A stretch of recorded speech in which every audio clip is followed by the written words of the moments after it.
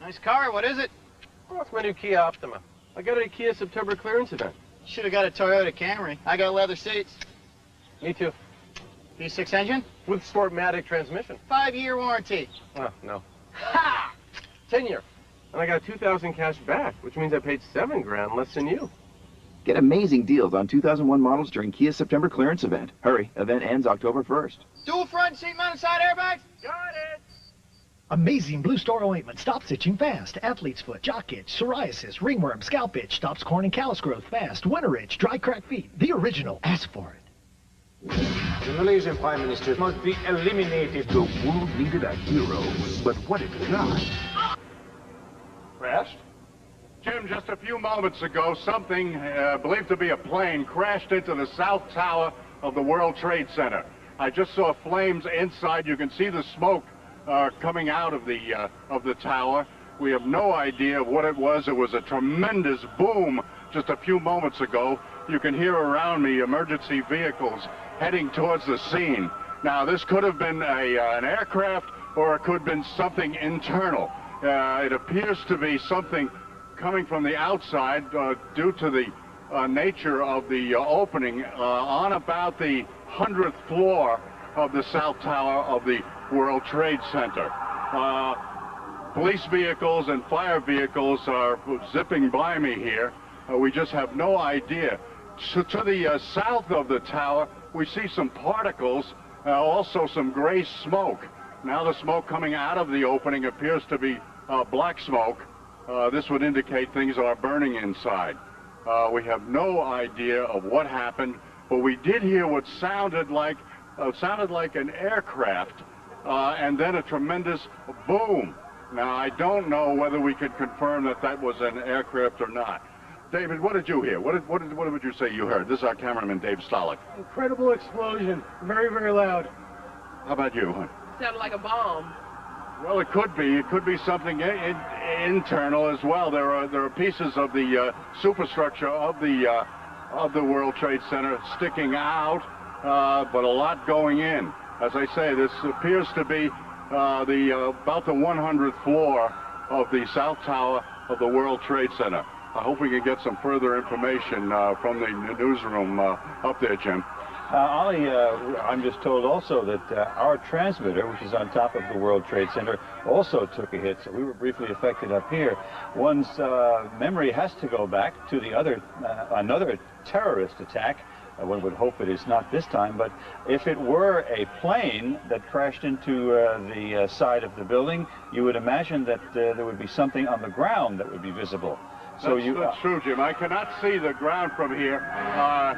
You recall back in, I believe it was 1945, when a U.S. Air Force plane crashed into about the 80th, 70th or 80th floor of the Empire State Building during a foggy night. The skies here, as you can see, are perfectly clear.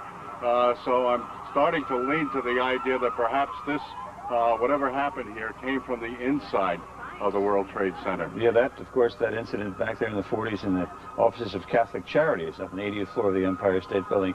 This, of course, the new tallest building in town. Now, obviously, on the north tower of the World Trade Center, something has either crashed into the World Trade Center. If it were I'm just told that Metro Traffic is reporting that it was indeed a plane crash. If that's the case, where's the plane? I would ask. I don't see it in that live picture there. And one's thoughts obviously go back to a terrorist attack on the World Trade Center that created havoc there back in the early 90s. Ollie, any new developments that you can see from your vantage point? You can't see flames now. There is a fire going on at that site. We don't know. Are you saying that Shadow Traffic is saying something about a plane? Shadow Traffic is telling us that it was indeed a plane crash. Metro Traffic, I'm sorry. Metro Traffic is telling us that it was indeed a plane crash. Now, I understand that you are over by City Hall, having been reporting on the political developments. Now, you are a good, 8, 9, 10 blocks away from the scene right now? At least, Jim. We're at Park Row, and of course the World Trade Center is at least 6 or 7 blocks away from us. I do see more flame now. Okay, you can see, because we cannot see flame. We see lots of black smoke, but we can't see go flame. into it, you can All right, see here's the a, flame. Ali, if you have a monitor there, I don't know whether you do or not, but there is another picture in which we do see flame. Right. And we see a gaping hole in the exterior of the North Tower of the World Trade Center with Exactly. smoke. Go ahead. That's the south side of the North Tower of the World Trade Center. If this indeed was an aircraft, this has not been confirmed, it was heading south over Manhattan. And I did hear some kind of a screech or some kind of a wail before a tremendous boom. I first thought it was a plane. Then I looked at what was going on here and saw that perhaps it was internal rather than external. But we'll have to wait for official confirmation on that. Emergency vehicles, as you know, Jim, are really pouring onto the scene. Sure, we can hear them in the background as you're reporting to us. Now, once again, what time was it, if you can recall, Ali, when this took place? We were right into the commercial break, and it was about a minute and a half before we came on, Jim, so work it out. All right, Ali. Now, I'm told by the control room that we're obviously trying to talk to people in that neighborhood who have been a little closer to it than you are, Ali. Do we have any people to talk to? Sure, we've got some people here walking away. Excuse me, sir, did you see what happened? All right, go ahead. Yeah, I saw something like bombing. Did you see anything hit the building, or did it come from the building? That's the bomb, I think so. Something hit the building? Yeah. All right, thank you. All right, we got some other people. They're all rushing away from the site. Don't blame them, especially that fellow with a little girl in his arms. Did you see what happened, sir? Did you see what happened? What happened? Well, I was in the past train, and there was a huge explosion sound. Everyone came out. A large section of the building is blown out, around like the 80th floor. Was it hit by something, or was it something inside? It was inside. Because it looked out. Everything was coming out. All the windows were coming out. All the papers were What is on the sidewalk? I didn't see anything. Was there any people hurt, do you know? I just ran, and everyone in the past train just ran. I don't know if anyone was hurt, but I assume they were because the windows were all blown out. All right, thank you. Ali, you would have to assume a very, very terrible situation if that indeed is the case, because I'm sure there were people up there in that World Trade Center. Now, we have lost, again, our transmitter is on top of the World Trade Center, so we apparently have consequently lost contact with Dick Oliver, but we are on the phone with an eyewitness. Rosa, can you hear me? Is Rosa there? Hello? Rosa? Yes. This is Jim Ryan here in the studio. Hi. What is your last name, please? Cardona Rivera. Oh, Cardona. Rosa Cardona Rivera. Tell us what you saw and heard, if you would, please. Okay, I'm at 99 Hudson Street. I was standing outside, actually, at the side of the building smoking a cigarette. And I hear a plane, and I don't usually see planes in this area. Then all of a sudden I saw it go right into the World Trade Center, to the building. So right you saw a plane crash into the side of the World Trade Center? Yes, sir. And I'm like on the 14th floor, so I was just like looking out, you know, because there's like a fire, something like fire staircase or something, you know, just like a little balcony. And I saw it go right into the building, and I was like, oh my God, you know. And it was a big plane. It wasn't, you know, a little plane. It was fairly big. how big, can you tell us? Give us an idea. I don't know. I would say it was like a plane that I board on to go, you know, well.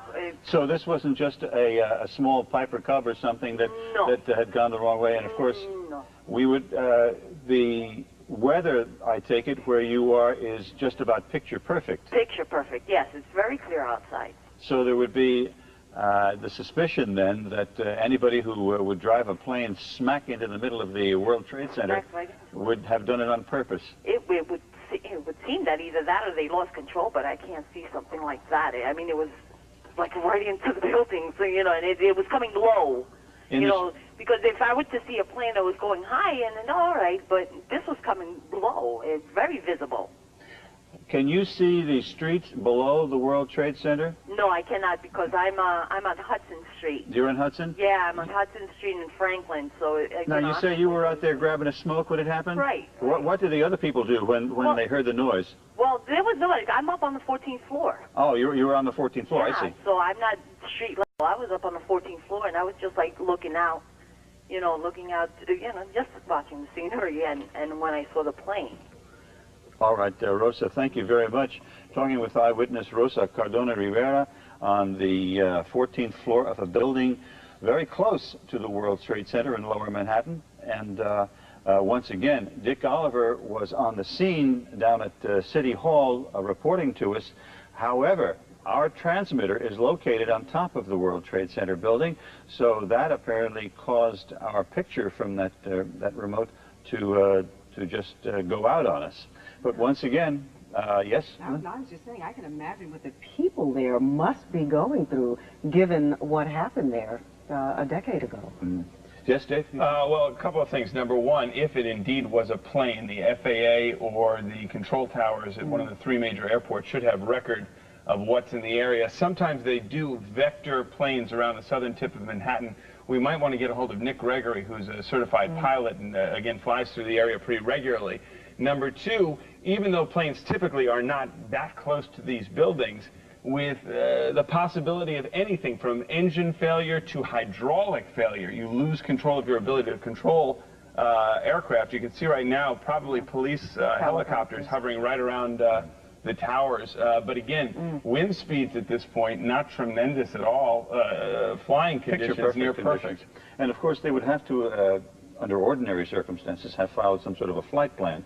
If it were a plane that, and it apparently, according to the lady we spoke to, eyewitness just a few moments ago, she did see a plane go in there.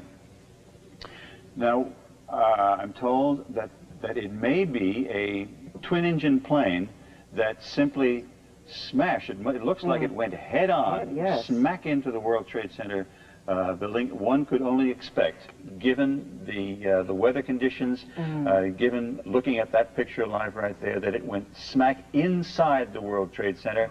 And if that is the case, I'm afraid we've got a tragedy on our hands. We've got something coming across the wire here, James, but actually it's nothing more than what you've already been reporting. Witnesses report hearing a huge explosion. Yeah, well, we're looking at, there's no doubt there was a huge explosion and fire, lots of black smoke coming from that building. Black smoke, again, would indicate that the fire is nowhere near under control. I expect they have sprinkler systems in there. Jim? 1 second, Dave. I'm told we have a witness named Jim on the phone. Eyewitness. Jim, are you there? Yes. Jim, what's your last name, Jim? Last name's Friedel. Jim, tell us what you saw, if you would. Well, I was looking out the window, and normally you'll see planes kind of flying low over the Hudson, but this was a large plane. It's something like a 727, and it was banking, and the only reason I kind of looked at it is because I thought it was rather low. Banking very hard, and then it just drove right through the World Trade Center tower. What's your vantage point there, Jim?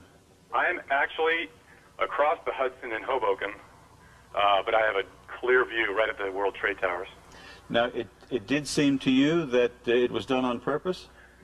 You know, I don't know if I can say that, but it was a very odd type of turn. It was headed directly at the building. So whether that was on purpose or not, I can't tell. I don't know if he was trying to avoid or they were headed for it. Describe that turn for us. Was it particularly heavily banked? It was pretty heavily banked, maybe 45 degrees. Again, hard to tell. It was kind of unremarkable because you do see planes fly through here. It was a large plane, like a 727, and that's the only reason I kept looking. And then it went right into the building. I just thought it was going to follow the river and keep on going, but it didn't.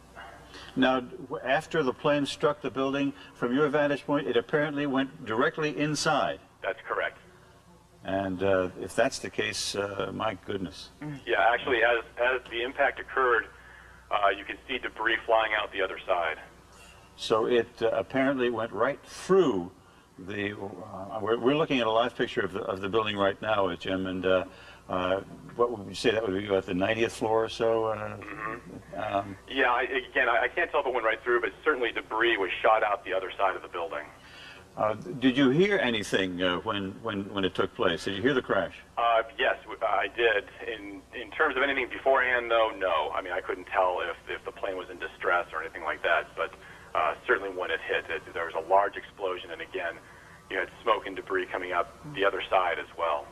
All right, Jim, thank you very much. I've been talking to Jim Friedel, eyewitness who witnessed the crash from Hoboken. Thank you, Jim, very much for giving us what you saw and heard. Again, just a few minutes ago, apparently a large plane, according to that eyewitness, Jim Friedel, vantage point from Hoboken, that as you look at the picture from our chopper now arriving at the scene, Jim Friedel in Hoboken said it appeared to bank sharply and smash directly, perhaps purposefully, into, oh my goodness, oh God, there's another one. Oh my goodness, there's another one. This seems to be on purpose. Oh my goodness, now it's obvious, I think, that there's a second plane just crashed into the World Trade Center. I think we have a terrorist act of proportions that we cannot begin to imagine at this juncture. Oh my God. My goodness. A second plane now has crashed into the other tower of the World Trade Center. Obviously, suicide, terrorist attack on the World Trade Center. What we have been fearing. Chopper 5. Anybody on? What we have been fearing for the longest time here apparently has come to pass. A disastrous terrorist attack on the World Trade Center, both towers, planes smashing into each one. I understand we've reestablished contact with Dick Oliver. Dick is on the phone. Yeah, Dick. Jim, yes, just moments ago, as you know, another vehicle, some kind of an aircraft, crashed into the World Trade Center. This is no accident. This is no bomb from inside. This is, as you put it, a terrorist attack. There's no two ways about it. Dick, what vantage point are you at now? We're still at Park Row. People are streaming down, heading away from the World Trade Center. Having heard the second blast, people are running, some of them running now. Emergency vehicles still heading towards the World Trade Center. Now, thick black smoke. I don't know if you've got a picture. We're trying to take some pictures here for you. Black smoke coming out of the second explosion. The first explosion seems to have calmed down somewhat. Oh, my goodness. Yes, there's gray smoke coming out of there, meaning that the water is being put on it. People continue to stream past us here on Park Row, as well as emergency vehicles. There's an ambulance, there's a fire vehicle, and a police vehicle. My goodness, Sally, if I can only begin to imagine the carnage that has taken place. We see an ember falling from the top of the floor of the Empire State Building. It's tough to look at, but let's look at it once again. After a plane crashed into the side of the World Trade Center, then another one, as our cameras were focused on the building, crashed into the other tower. Jim, is now a very serious fire on the south tower of the World Trade Center. This is about, I would estimate, about the 60th or perhaps the 70th floor of the tower, right on the corner, the northeast corner of the south tower, flames shooting out of the building.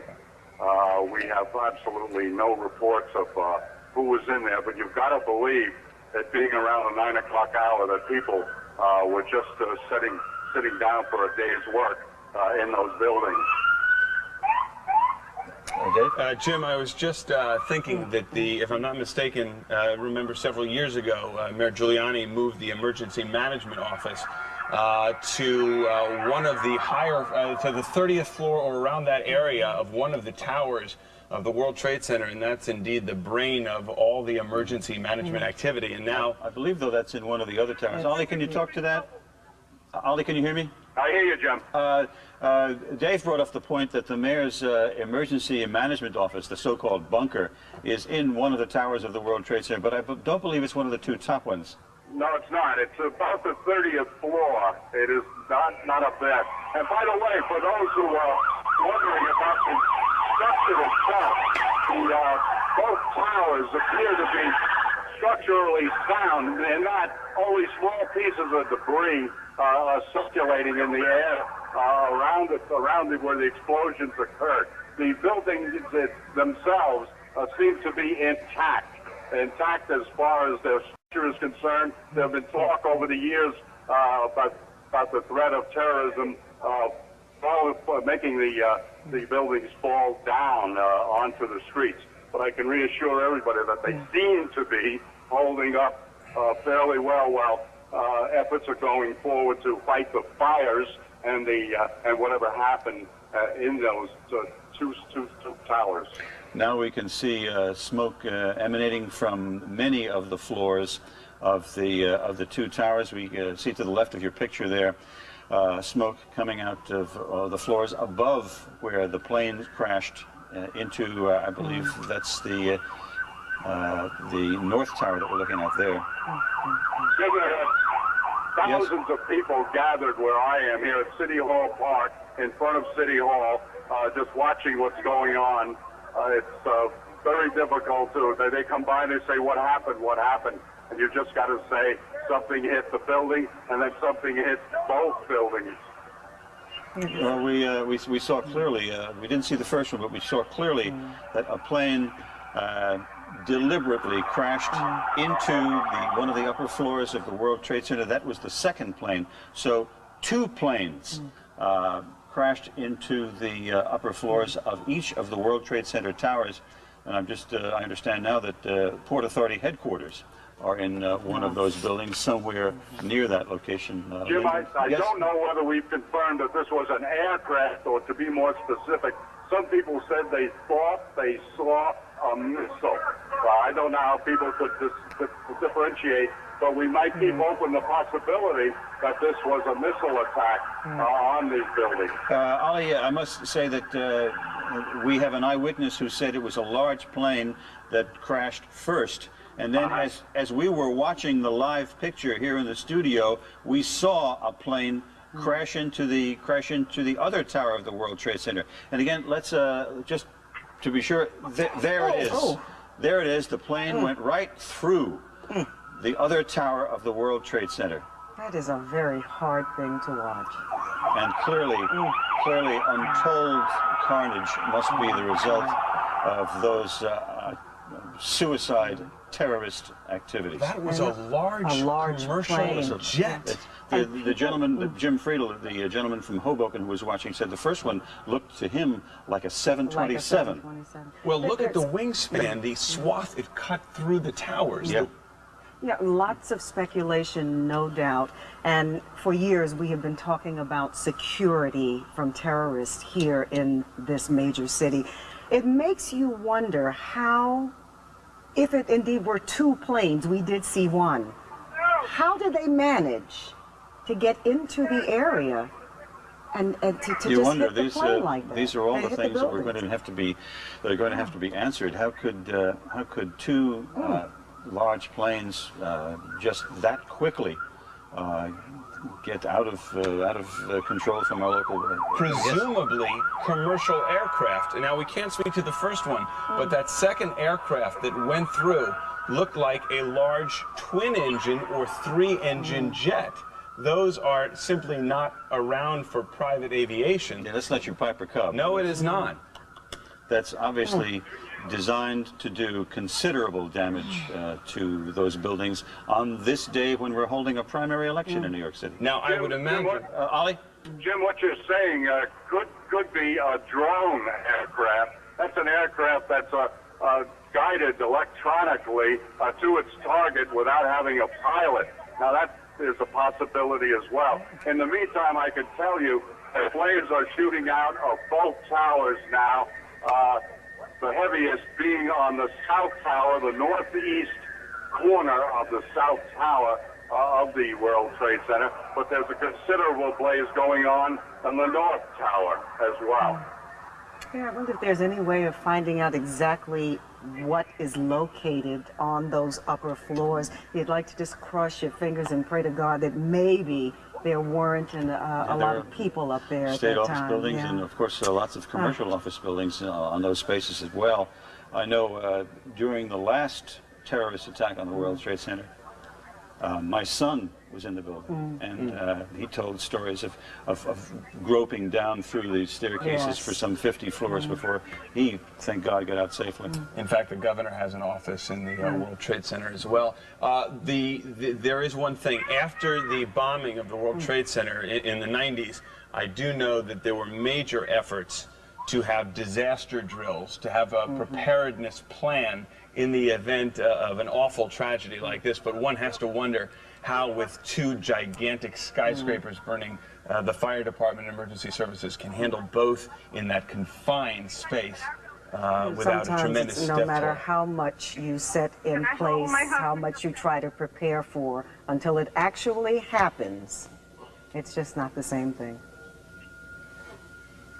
Again, you're looking at a live picture of the World Trade Center, where shortly before 9 o'clock this morning, and then shortly after 9 o'clock, planes apparently deliberately crashed into the buildings. Alani DeVito, are you there? Alani DeVito, are you there?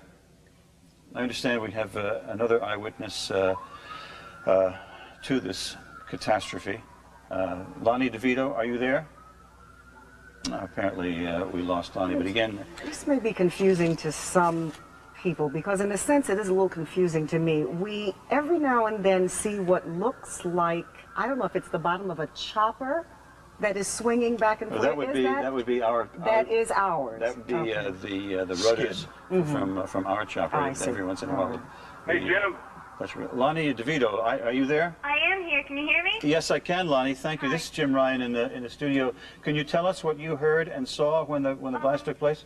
Right now, I was actually talking to my brother on the phone about what happened. I was on my roof and I saw something from where I am. I really can't see what it is. I saw something go into the other building, because from where I am, I can see the World Trade Center. I run downstairs and I see on the news that it looks like another fighter jet is what it looks like. And from my house, I can see all the smoke that's into Diker Heights. I can see all of that. It's ridiculous. I can't believe all of this is happening, honestly. You say you're in Diker Heights, yes. Lonnie? Yes. Okay. And could you hear the blast from where you were? No, I couldn't hear the blast, but I saw something, and it didn't look pretty. Exactly how I can't explain it in any other way. I'm in shock right now. All right, Lonnie. Thank you very much. Appreciate it. So obviously visible but not audible from way out in Diker Heights. Hey, Jim? Yes, Ollie. They appear to be getting water on this fire. If you can see the south tower, the black smoke is getting progressively lighter. This indicates steam, which indicates that fire authorities are getting water on the flames. In the meantime, flames are still spitting out from both towers. Now, while the whatever hit the building crashed in the north side of the north tower, we see flames coming out of the east side, facing Queens and Brooklyn, if you will. The flames on the south tower, which appear to be getting lesser and lesser, is where the smoke is getting progressively lighter and lighter, indicating that the fire officials are getting closer to putting this fire out. All right, Ali, thank you. We are now told that the FBI had been investigating a plane hijacking before these crashes took place. So there is the possibility that perhaps one or more planes were hijacked out of one of the local airports and then taken and directly flown into the World Trade Center, smashing the buildings themselves, and Lord knows what carnage took place inside. Jim, can you put out a note, or maybe I will myself? People have been coming up to me to try to reach their family and friends and relatives to tell them that they're okay. We ought to put it out that no one that we know of was hurt on the ground or in any place around the building. That this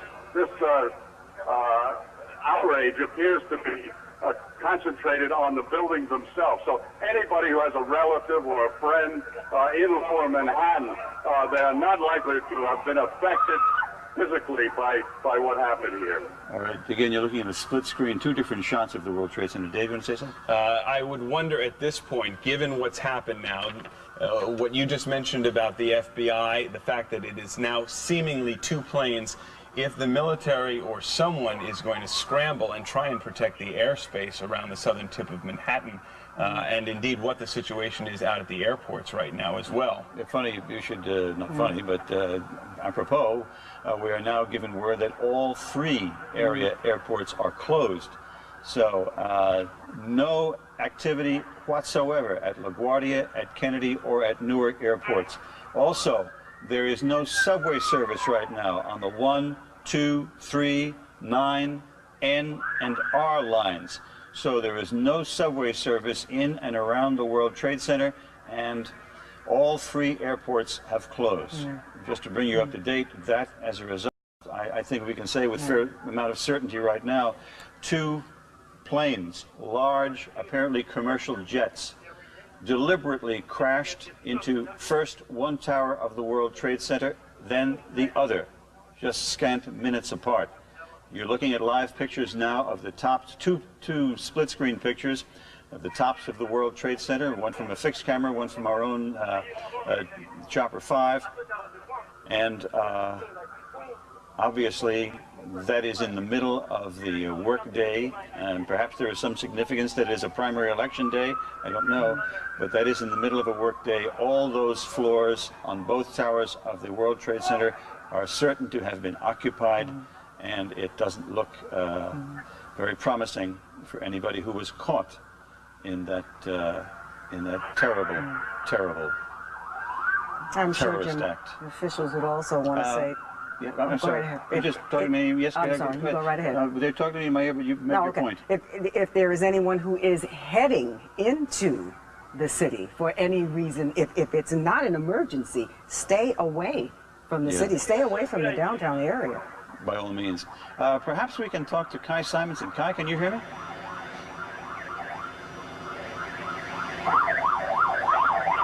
All right, that's a live picture from Kai Simonson. I'll try once again. We've had communications difficulties. I'll say once again because our part of our communications setup is on the top of that World Trade Center building, and that was knocked out shortly after the first plane crashed into the first building. But Kai, can you hear me at all? Obviously, Kai having some communications problems. Here. Yes, Ollie? I must tell you that small pieces, well, they look small from here, but they're probably much larger than I believe, are falling from the scene of the site of the two. There goes a piece. So the authorities are clearing the area around. We still have pieces of debris coming down. Not a lot, but every few moments, another piece of debris, looks like aluminum siding, comes flying down from the scene of the two fires. Boy, again, the tower on the right of your screen seems to be fire seems to be dying down a little bit, but the fire to the left of your screen still heavy, thick black smoke spewing out. We're just told now, we received words that the Lincoln Tunnel and the Holland Tunnel are both closed. So, just as an aftermath of this terrorist act, terrible terrorist act, the ones I suppose we feared for the longest time, there is no service in or out of any of the airports. The Lincoln and the Holland tunnels are both closed. There is no subway service at all through downtown Manhattan. The 1, 2, 3, 9, N, R, any plane that goes near, any train rather, that goes near the World Trade Center has been discontinued. That as a result of what you see right there.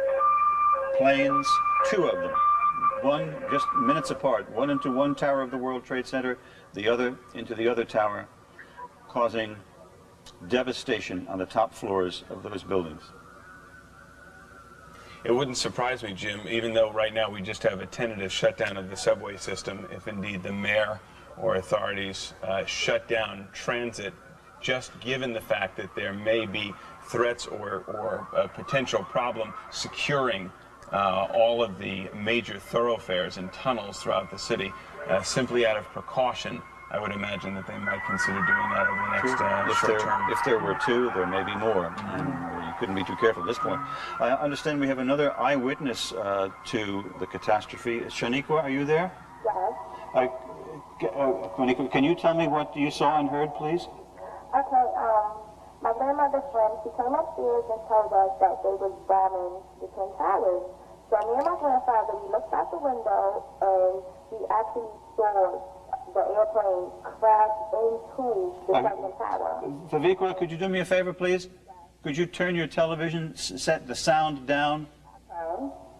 Maybe we're having trouble hearing you. Perhaps that's the cause. Is that good enough? Tell us again, if you would. I'm not sure we quite hear you well enough. Okay, my grandmother's friend, she came upstairs and she was telling us how they was bombing the tower. So me and my grandfather decided to look out the window and actually saw the second plane crash into the second tower. We thought it was an airplane, but we not, you know, because we wasn't too actually sure what type of airplane it was, but we know it was an airplane. And we heard the explosion and saw the fire. All right.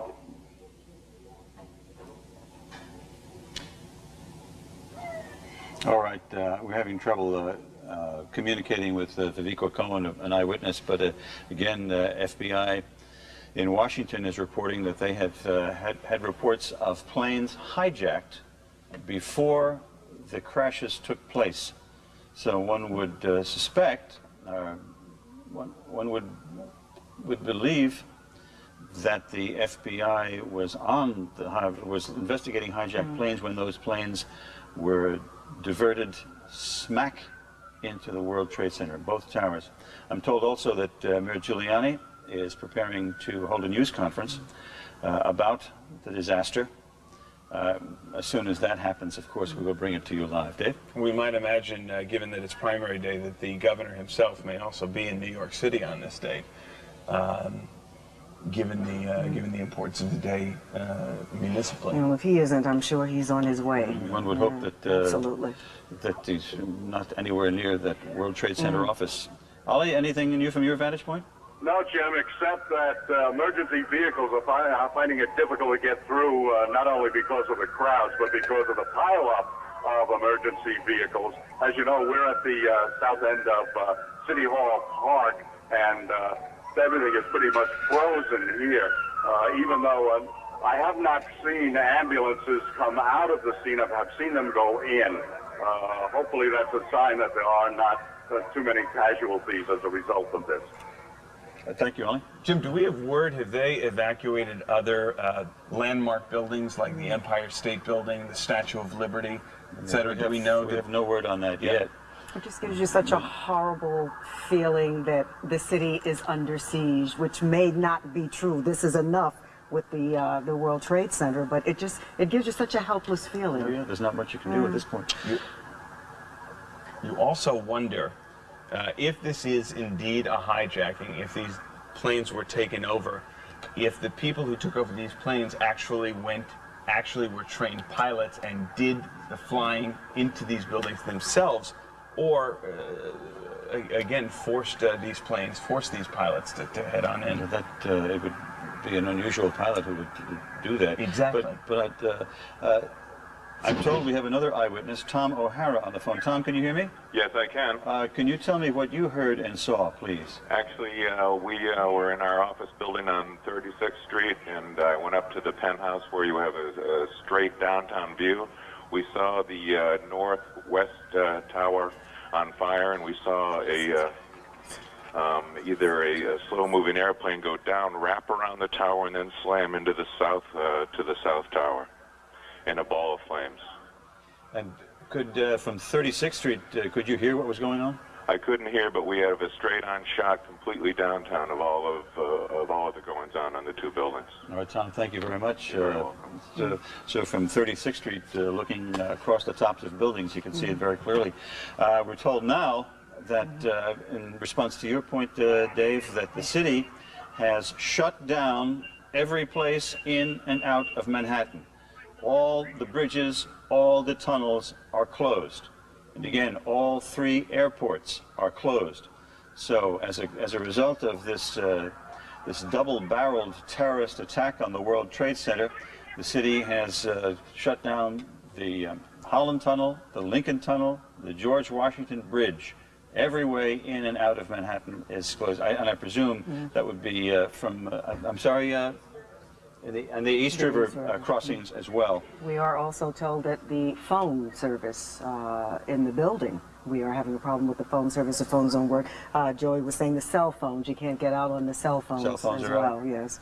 This would be a good time to say, by the way, for those who are using the emergency services number 911 to somehow call and check on relatives or friends, this is the time, most importantly, when that line needs to be kept open for the true emergencies which are taking place in other parts of the city and indeed down on the southern tip of Manhattan at this hour. Good thought. Again, all this as a consequence of what you see right there. Recapping for you shortly before 9 o'clock and then shortly before after 9 o'clock, a plane apparently deliberately crashed into the upper floors of first one tower of the World Trade Center, then, as we were watching in horror, another tower of the World Trade Center. There you see the aftermath. And we have reports right now that the President of the United States, of course this terrorist act not directed on us specifically here in New York City, but at the country. We are told that the President of the United States is preparing to go before the nation and comment on this disaster. You look the right side of your screen, the first tower of the World Trade Center seems slightly less engulfed in flames than the one on the left. That because that smoke seems to be much darker, indicating that the fire would be much more active. And I'm told that we have another eyewitness, Dan Lee. Are you there? I am. Dan, can you tell me what you heard and saw? Yes, I was crossing 6th Avenue at West 4th Street, and there was a terrific noise overhead of a jet crossing over, which I noticed because it was incredibly irritating that it was that loud directly over Manhattan. And as I'm watching this jet, thinking, why is it so low, I see that it's heading right for the Trade Center. And sure enough, it hit the World Trade Center and completely disappeared into the building. I saw no debris falling, really. It just vanished right into the building. Were there many people around you when it happened, Dan? There were several people in the crosswalk at 6th Avenue and West 4th, yes. What was their reaction? We all just froze and stood in the middle of the street in disbelief watching, and traffic stopped because we were in the way. And we just stood there for quite some time in complete disbelief of what we had just seen. Where were you when the second blast took place? I had managed at that point to walk a half block home, and I was watching the coverage on television, and that's when I saw the live picture of the second blast. All right, Dan, thank you very much for giving us your thoughts. Here now, the President of the United States on this disaster. Terrorist attack on our country. I have spoken to the Vice President, to the Governor of New York, to the Director of the FBI, and have ordered that the full resources of the federal government go to help the victims and their families, and to conduct a full-scale investigation to hunt down and to find those folks who committed this act. Terrorism against our nation will not stand. And now, if you join me in a moment of silence.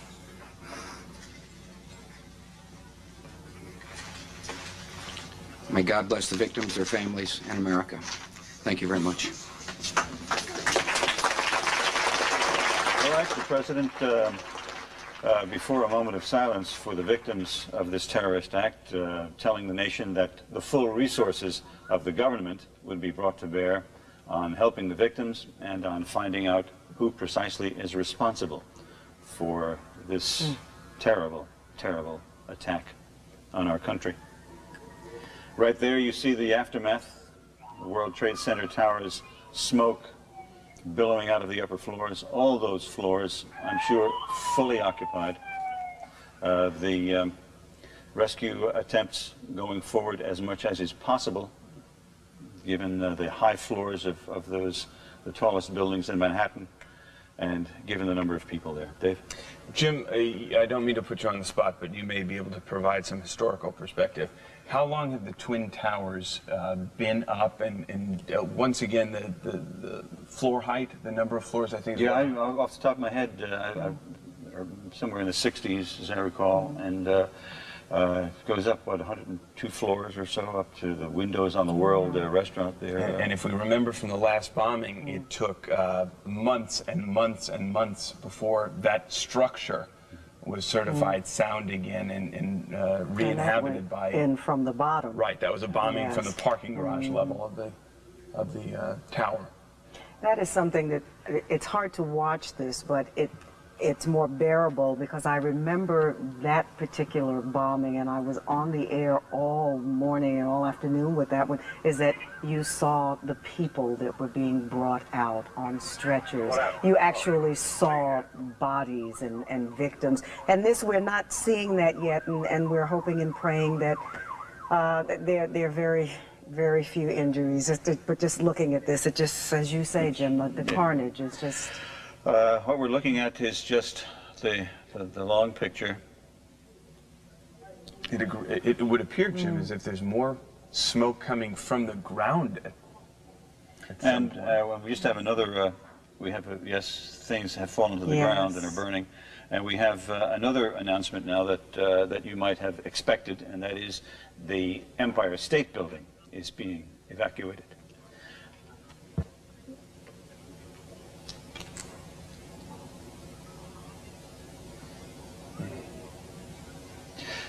You're making the point, Lynn, that we are only seeing the long picture, if you will. We are not able to see, perhaps thankfully, inside those buildings and see what kind of devastation has been caused. We're told we have a pilot on the line, Richard Kornacek. Are you there, Richard? Yes, I am.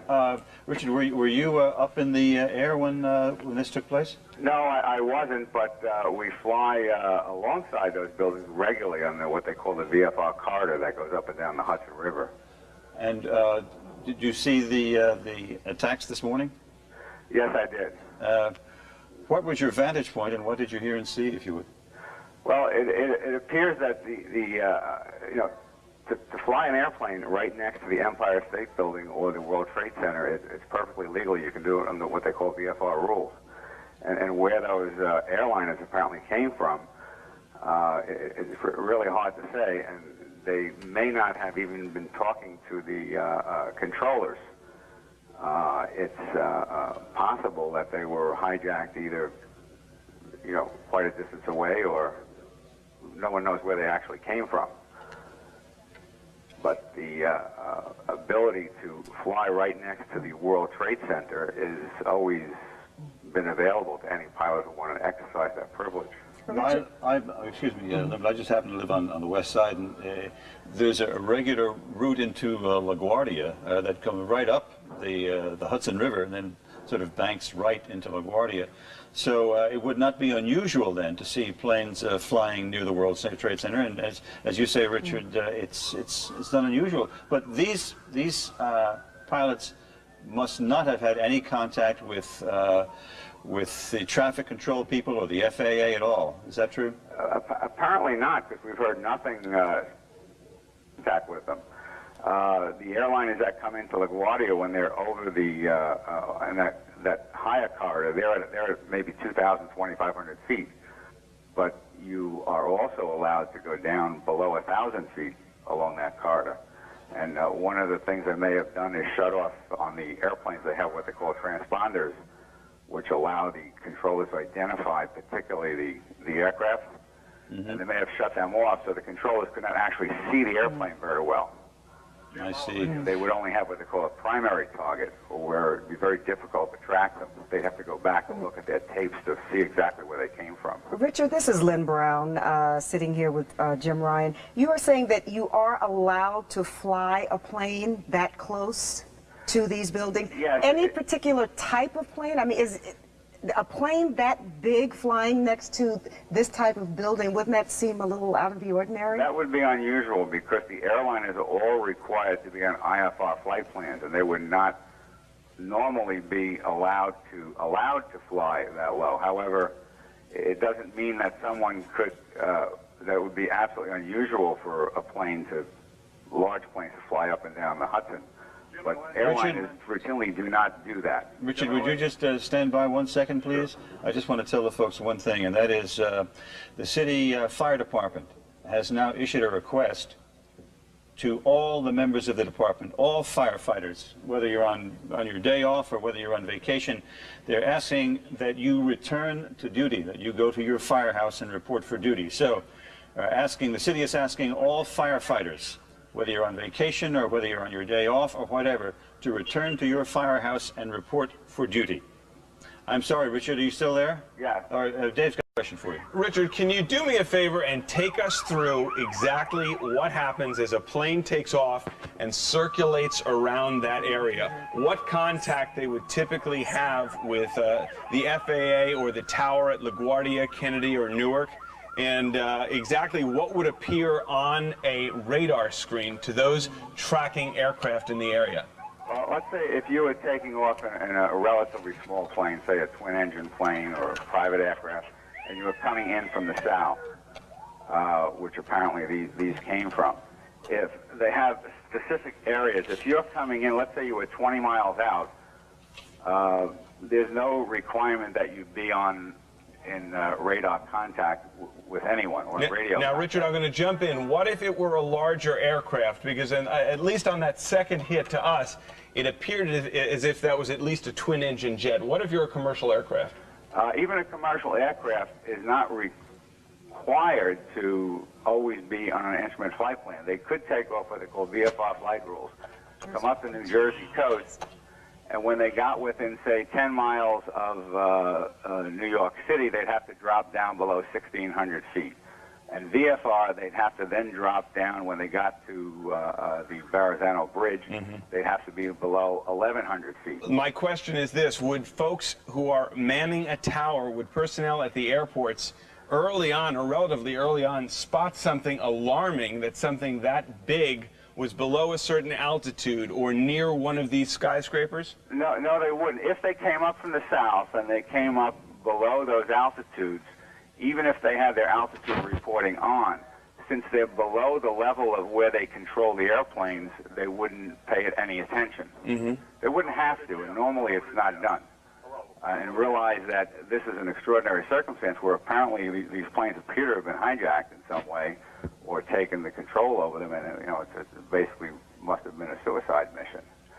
Most of these aircraft accidents, when you look at them, most pilots can tell what really happened very quickly, even though the reports take a long time to come out.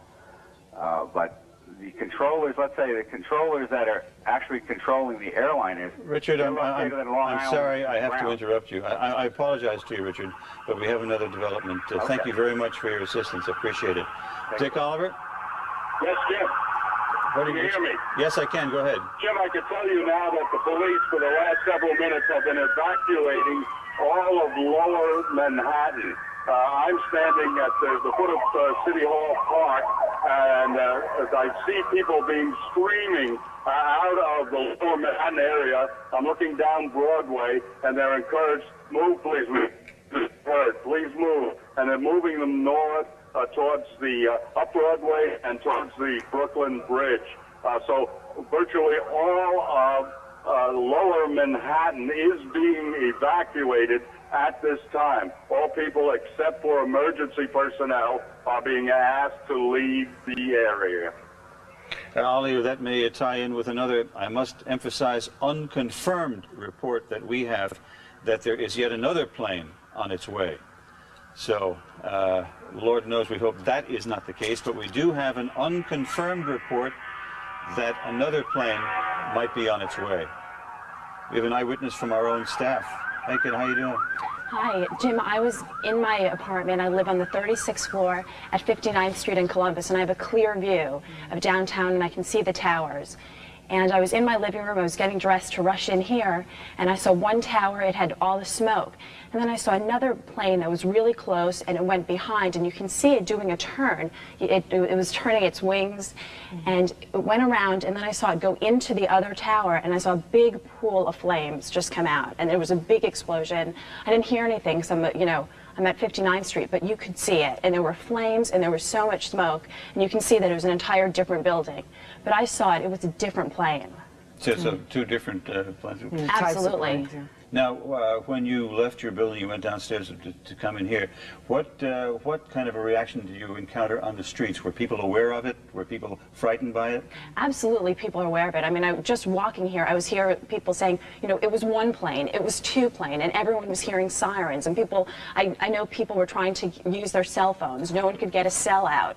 And my taxi driver was talking about it.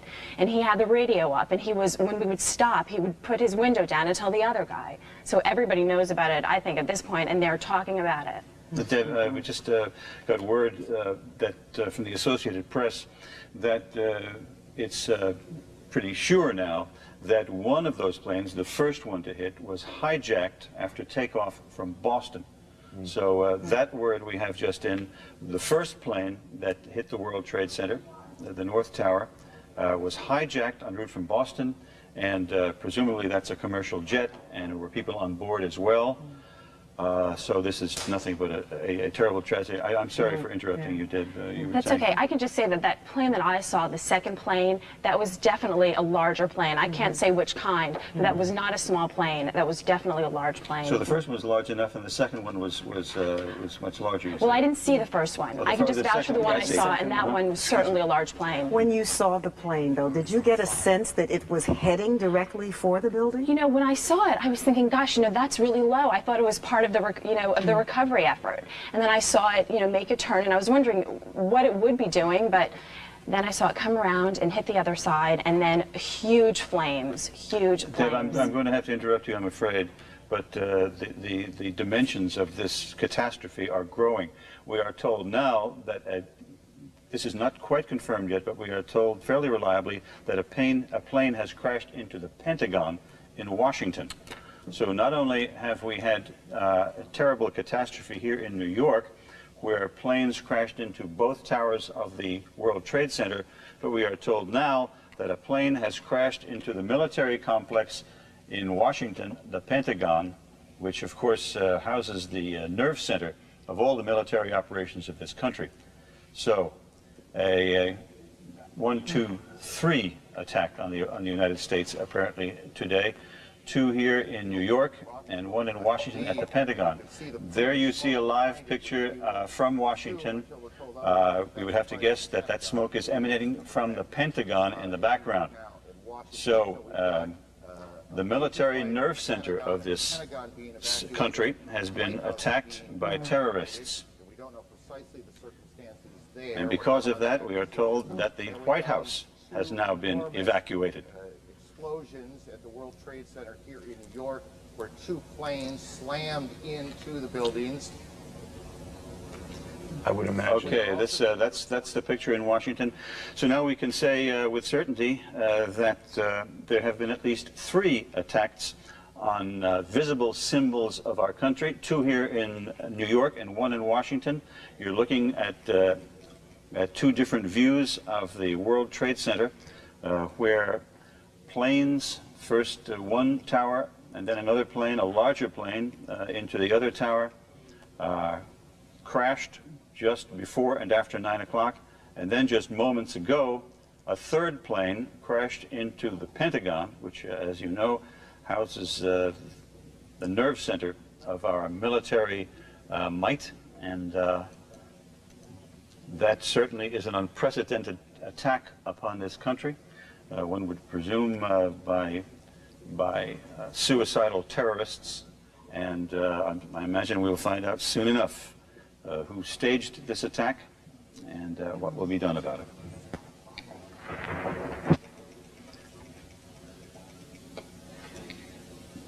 We're getting something on the wire also about the stock exchange, which planned to open this morning at 10 is delaying a half an hour, so we've got developments all over the place. And I don't know about your computers. Now, I'm starting to have a problem with my computer. It is just randomly jumping from one story to the other. Given going forward, as there are, I think, stories are incoming on a very rapid basis. So that would be the. Given what we're seeing at this point, I would imagine major buildings in major cities, from the Sears Tower in Chicago to other symbols, as you mentioned, Jim, in Washington and Boston, I would imagine are all going to be on high alert, if not evacuated in Washington. The West Wing of the White House and the Capitol building have both been evacuated. Okay, so in Washington, just to recap now, on this terrible, terrible day, here in New York, you happen to be looking at a picture in Washington, so we'll start with that. That's in Washington, a plane has struck the Pentagon in Washington, and that, of course, houses our military nerve center, and that has taken place, and the Pentagon now obviously being evacuated. The West Wing of the White House is being evacuated, and here in New York, 2 terrorist attacks on the World Trade Center. A plane deliberately smashed into the upper floors, first of one tower, and then several minutes later, the other tower. 2 large planes. We understand the second one, or the first one rather, was hijacked from Boston and presumably loaded with passengers. So as a consequence of these terrorist attacks here in New York, we have the island of Manhattan virtually isolated. You cannot get in or out of Manhattan by any bridge or any tunnel, and any subway train that goes anywhere near the World Trade Center is not running. All right, Dick Oliver was fairly close to the scene when it happened. He was reporting on what is now an afterthought to this day, the primary election, down at City Hall when the blasts took place. Ollie? I don't know if Ollie is, we again, our part of our television operation is on top of the World Trade Center, so we lost the picture. Yes, you're coming to us by phone. Ollie? Yeah, Jim, I hear you now. I'm down by the Brooklyn Bridge now, where people are streaming over the bridge, heading towards Brooklyn, obviously. The police are encouraging people to get out of lower Manhattan. So that's going on now. There are some cars being permitted to clear away to allow more and more pedestrians to get over the Brooklyn Bridge. Is there any vehicular traffic on the bridge, Ollie? There's just a little bit coming off on the side ramps. The south ramp has some traffic on it, but that's going very, very slowly. The pedestrians have taken over the entire bridge, almost the entire bridge. Now, as far as the first blast is concerned, I did hear some kind of a scream. Just a split second before that tremendous blast. And I did not know it was an aircraft. I did not know what it was. But you were able to confirm what happened with the second explosion in the second tower. Ollie, let me just interrupt you for a second, if I may. We are told now that the White House has been threatened with a terrorist attack. Maybe some sort of a verbal threat, I don't know, but one would assume that the White House, given the fact that the Pentagon was under attack, and these World Trade Center was under attack, this country is under attack by terrorists, both here in New York and in Washington. And just moments ago, the President of the United States went in before the nation to make this announcement.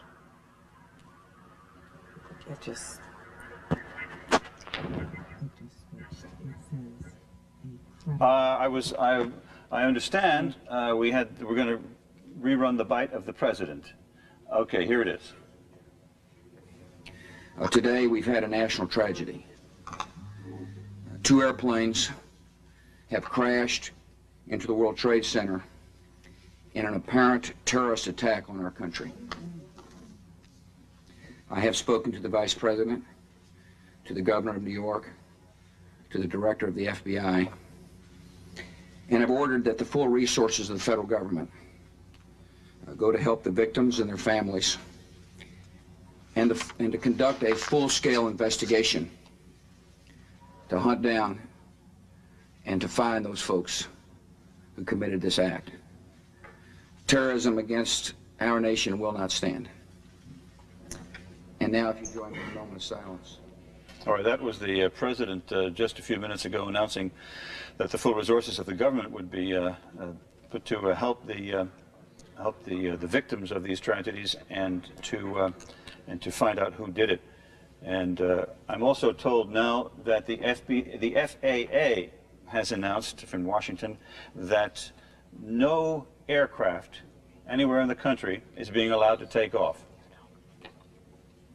That's from the FAA, because apparently these two planes that smashed into the World Trade Center, and perhaps the one in the Pentagon as well, were hijacked commercial jets from various airports. So, as a result of that, the FAA has announced that no aircraft is being allowed to take off anywhere in the country.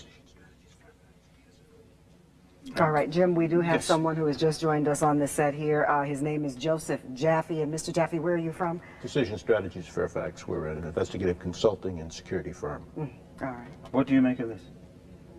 Well, it's a tragedy, and it appears, if it didn't appear first from the first plane, after the second plane, and now the one at the Pentagon, that there's a well-coordinated effort afoot to bring terrorism to the United States.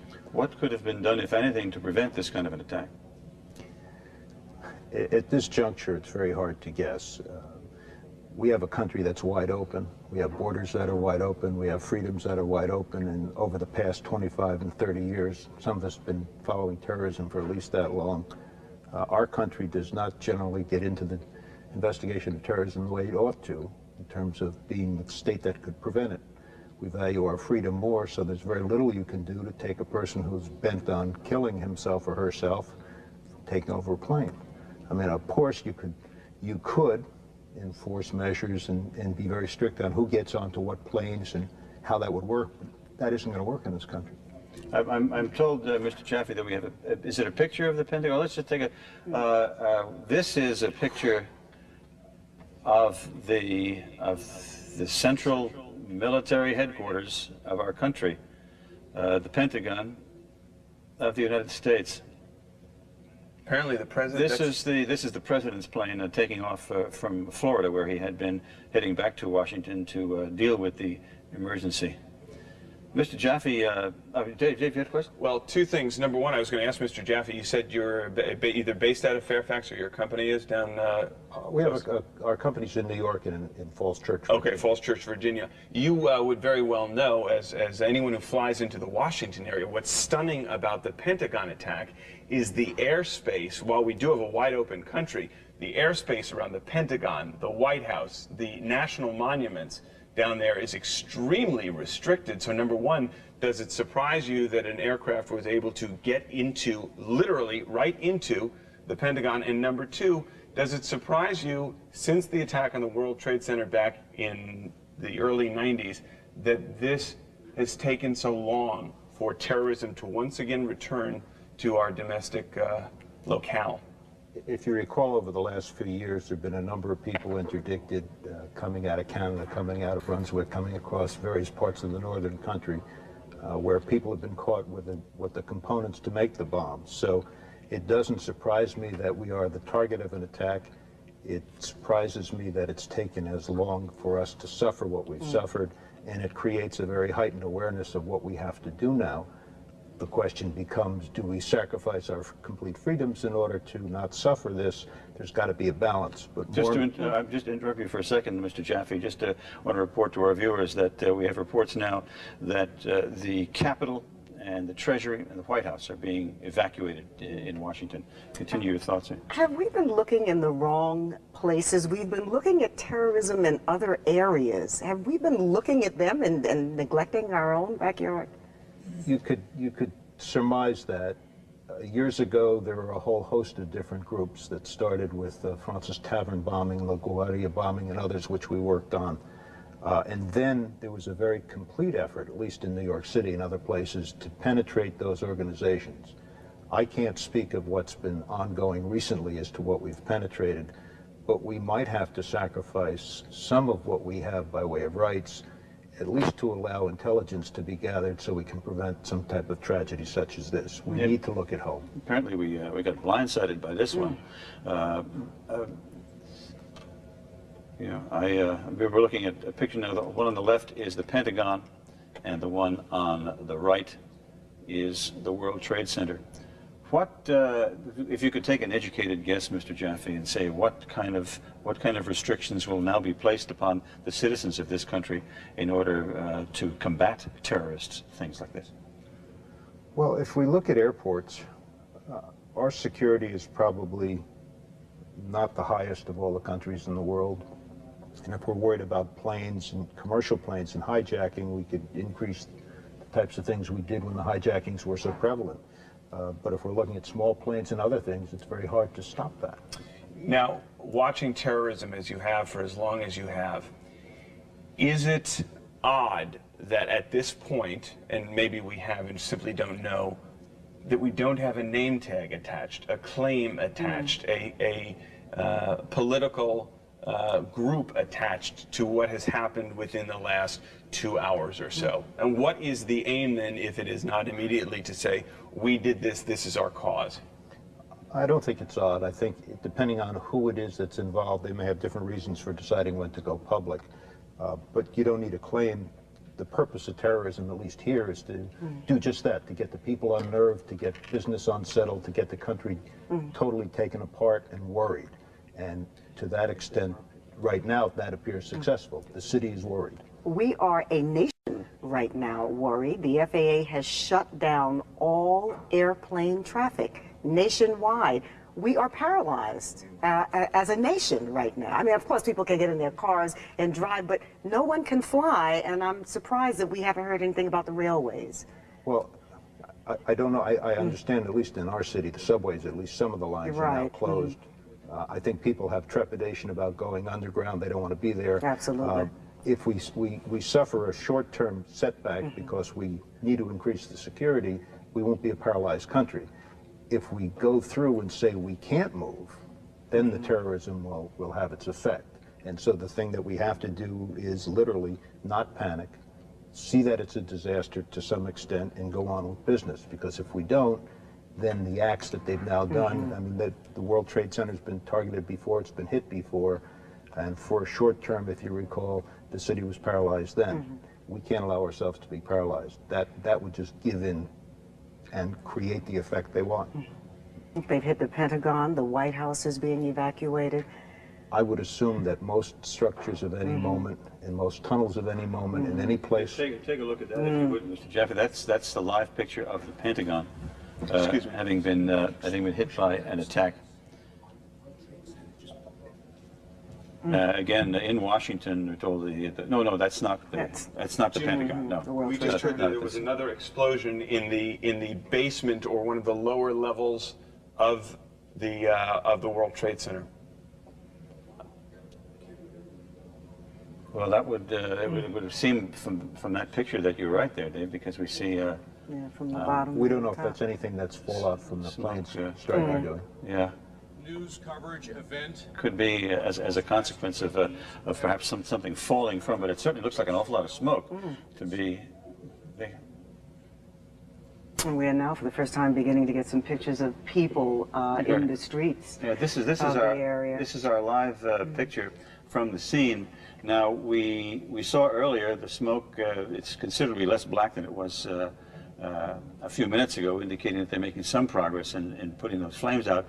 But now there seems to be a lot of smoke coming from the lower portion of the World Trade Center. And again, we had a report. A new black smoke. We had a report indicating that there was an explosion on the lower floors now.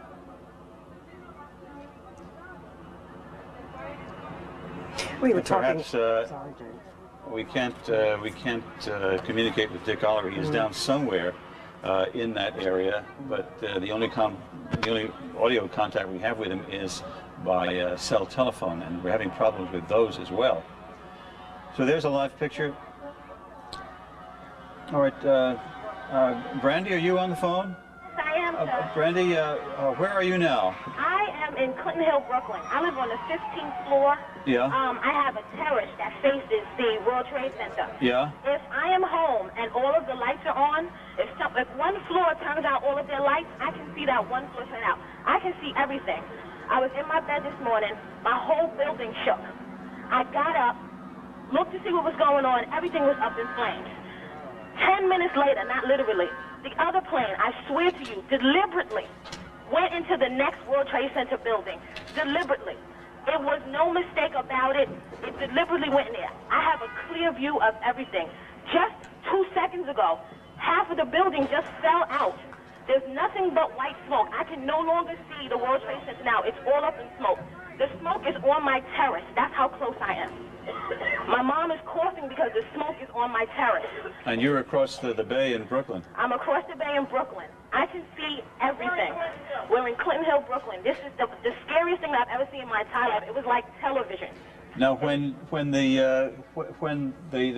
say it seemed as if the side had fallen off the building? The side of the building has fallen out. It seemed like there was another explosion. I heard something go boom, and everything just like fell out. Is that a third explosion now? I don't know if it was the third explosion or was it from the fire. The fire. Now you saw you heard the first explosion, and you saw the second plane go in. I saw the second plane go in, and it was actual deliberate. There is no way as a pilot that you would not travel around that smoke. Brandy, after you saw that second plane hit deliberately, as you say, the side of the World Trade Center, then you heard a third explosion? Then I had not necessarily a third explosion. Just 10 minutes ago, like a whole side of the building just fell out. I see. And I could hear like the rumble, the crash of all the windows coming down. So that could indicate some sort of a weakness, the Right. structure And now, of the building weakened. I can't even see the World Trade Center building. It's too much covered with smoke. It's too much covered with smoke. I see. Well, I mean, the smoke is coming on my terrace. That's how much smoke it is. I see, Brandy. Thank you very much. I'm sure it was a harrowing experience for you, so thank you for sharing your experiences with us. I appreciate it. Mr. Jaffe, again, we're talking, your firm again is? Decision Strategies, Fairfax. Decision Strategies. As we look at a picture of the smoke coming from the Pentagon building in Washington, we now head into perhaps a new era in this country as far as protection against terrorist activity is concerned. Do you think that's a fair statement? I think we're going to have a very heightened awareness. I think we have to in terms of protecting the things that are basic to us. I think we have to be careful, though, not to overdo it to the point that we wind up compromising completely what we've come to expect. If we overreact and take away the basic liberties we need, we'll have a problem. On the other hand, we can be very, very concerned, very concise, and do what we need to do and still be respectful of what the country stands for. But the most important piece, I think, okay, I'm sorry for interrupting you all the time, but what we heard from Brandy just a few minutes ago apparently has now been confirmed that a portion of the side of the World Trade Center has indeed collapsed. Now, whether that's just the outer wall or whether that goes right into the offices, I don't know. But you're looking at a live picture there, and smoke is emanating from the entire building.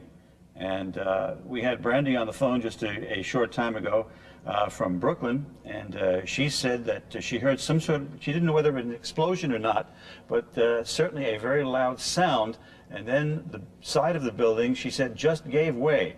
And you see all the smoke. Now, she says from her vantage point in Brooklyn, all she can see is smoke. Brandy, are you still with us by any chance?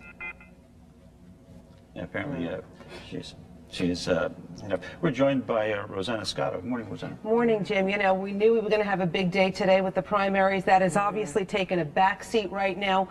What we are hearing is the Board of Elections are meeting right now to determine whether to call off the primary today. And this is unprecedented. This has never happened.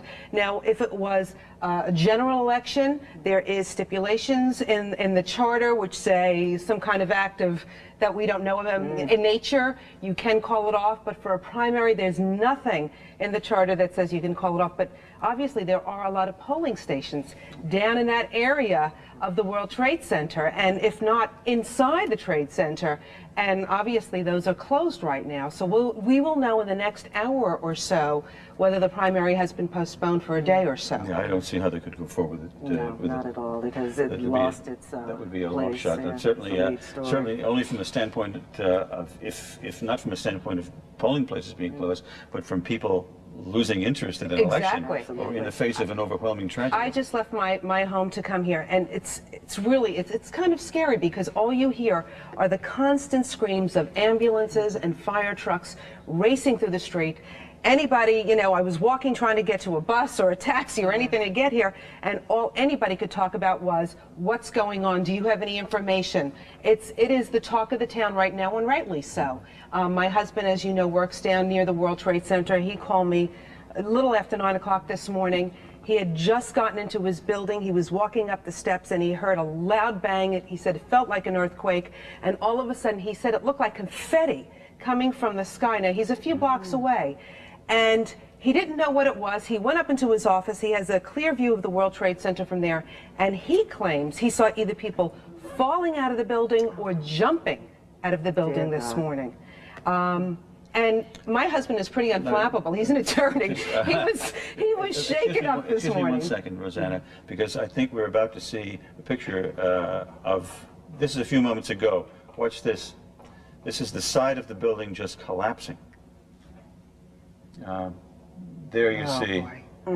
There you see. Now, whether that is the result of just further weakening of the structure of the building, or whether that's yet another terrorist attack, I don't know. I would imagine the former, that the building structure just weakens to the point where the wall, no longer able to sustain the weight, just caved. But that was the east side of the north tower of the World Trade Center caving in. And just a few moments ago, we had a woman named Brandy on the phone, and she told us it was another loud roar, and she told us also, this is Kai, can you hear me? Kai, tell us what we're looking at here. These are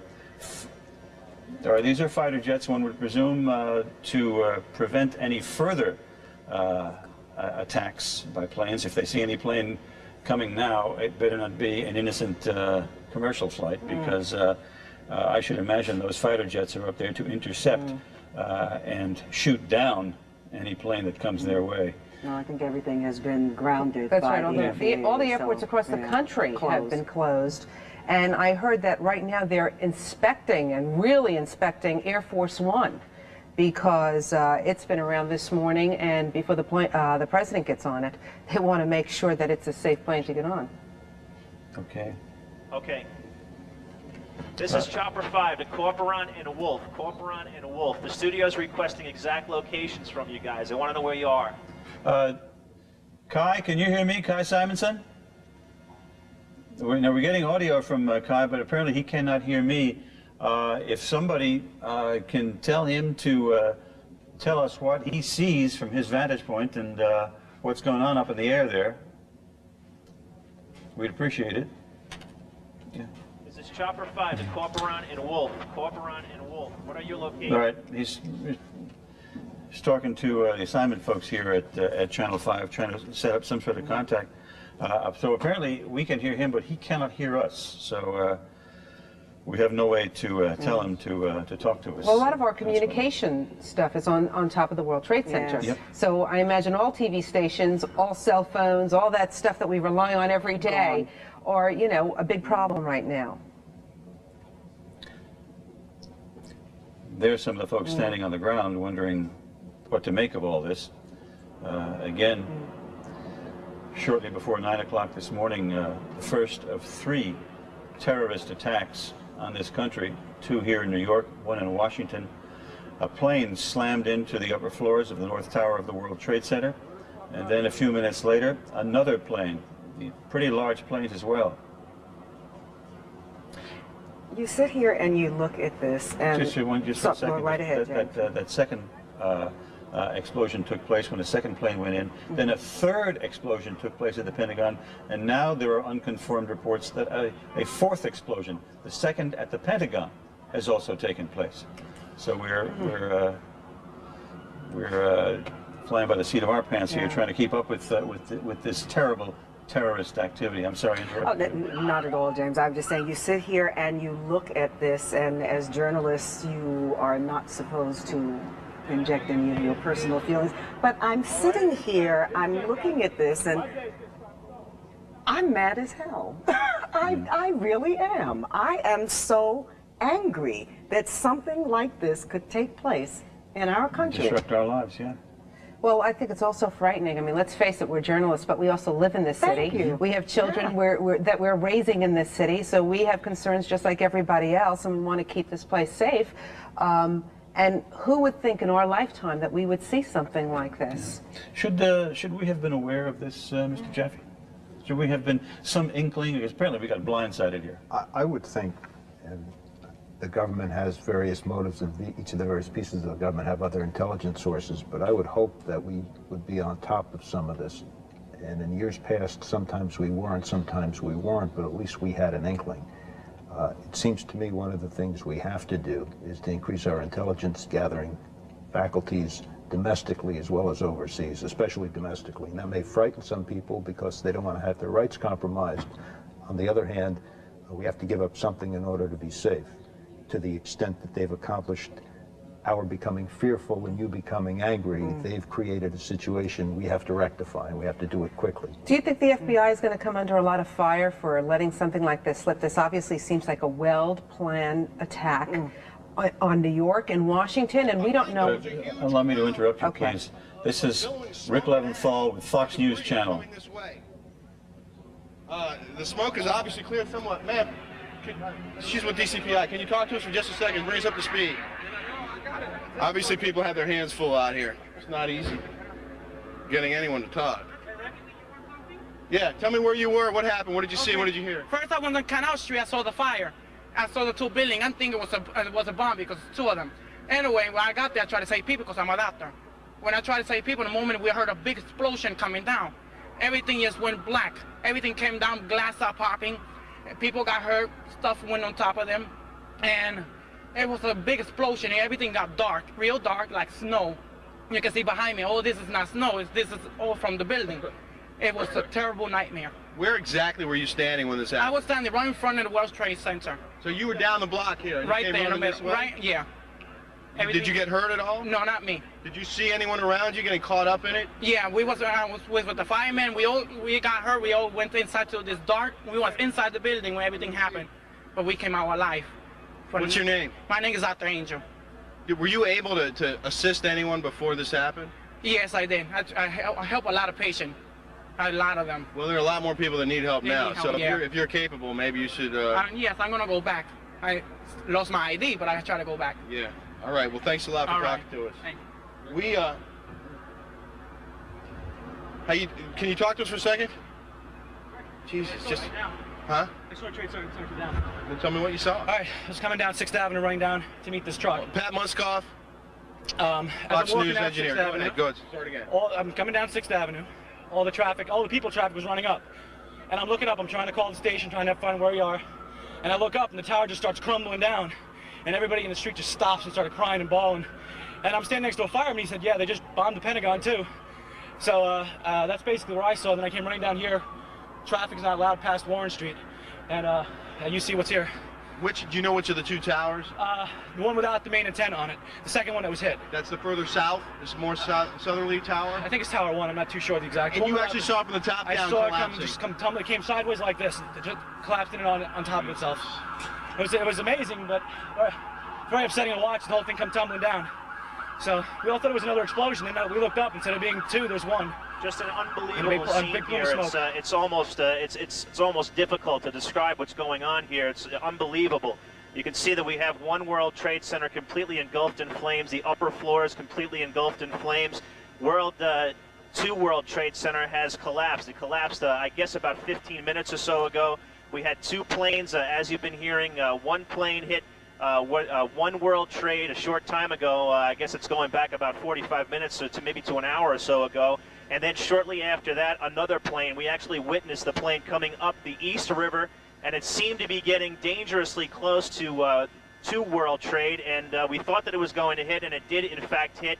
We saw the explosion and all of the debris flowing down toward the lower Manhattan there, and it's just incredible how right now what we see on the ground down here is that the entire area of lower Manhattan right now is completely engulfed in a big black cloud of smoke.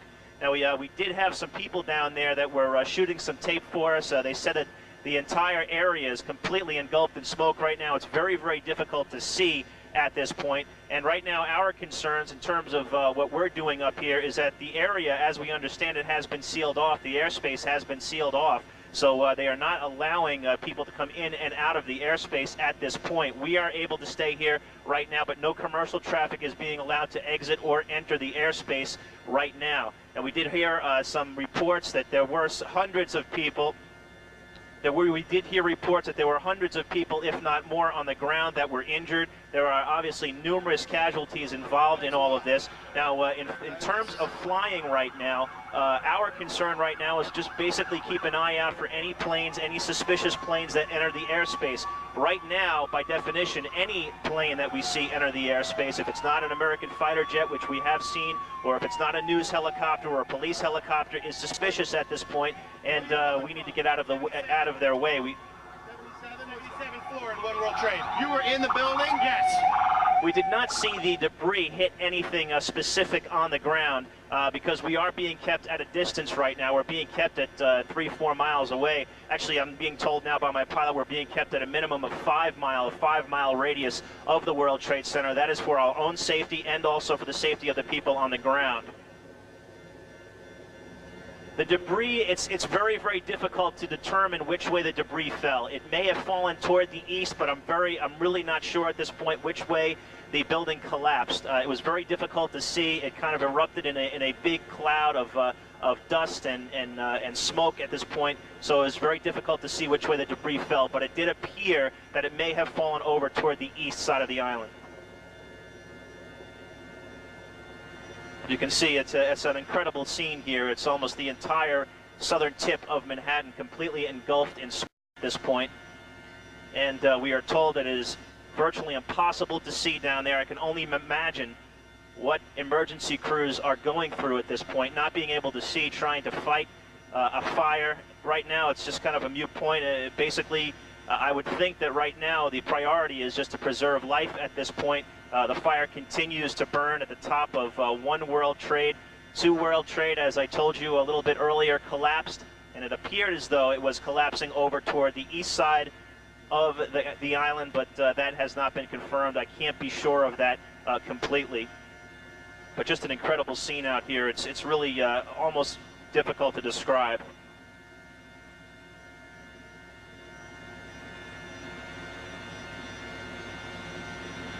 Again, the words of Kai Simonson, who is up in the air in Chapter 5.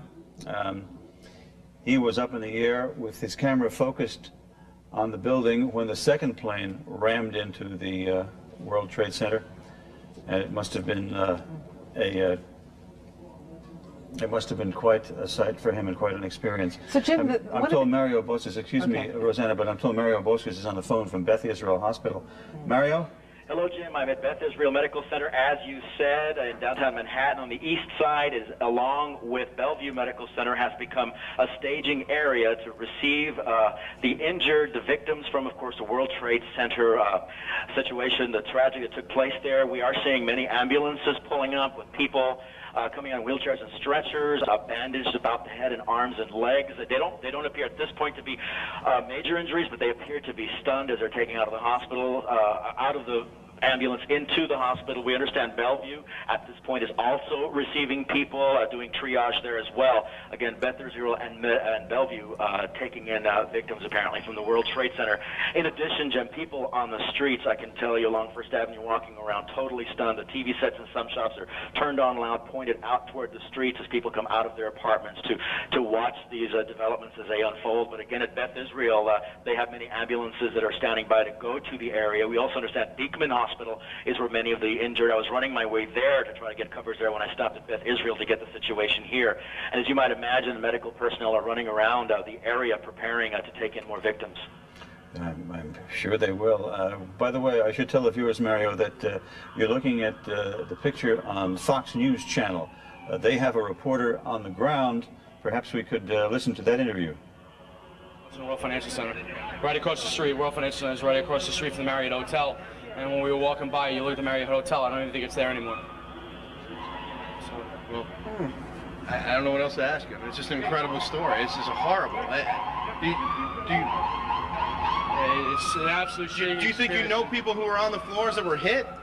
You just pray when they evacuated people. Unfortunately, they evacuated people both sides of the World Financial Center. I don't know if if you're talking talking about the other side. We were by the water, by the ferries and Morans in that area. You just hope the people on the other side, they had actually evacuated them out, and that's the fear, I guess, with this building here. You just see the fire, like 20 stories. That you worry about the building giving out and the dead. How far away from the building were you when it collapsed? I was right by where the people get on for the ferry, right next to Morans, to the right of Morans. So 10 blocks, 20 blocks? 10 blocks away. And then there was a decent crowd, and that's when everyone just dispersed. All right.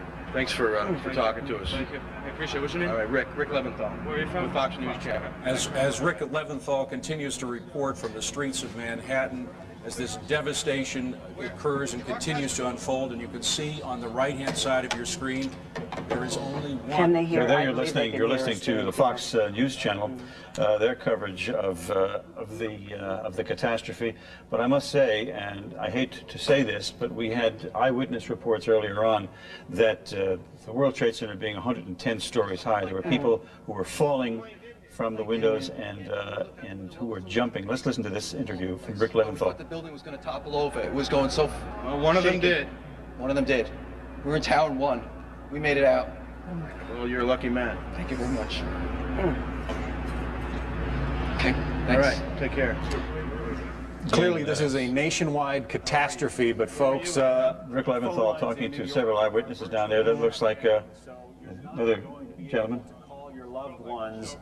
If you have any other way, perhaps email. If you have any other way of contacting... We're not listening to the interview on Fox News Channel, so we'll come back. James, can I just step in 1 second? We do have reports that the State Department has been hit. So virtually every important office building in Washington State, Treasury, too late for the Pentagon because the attack has already hit there, but that is being evacuated as well.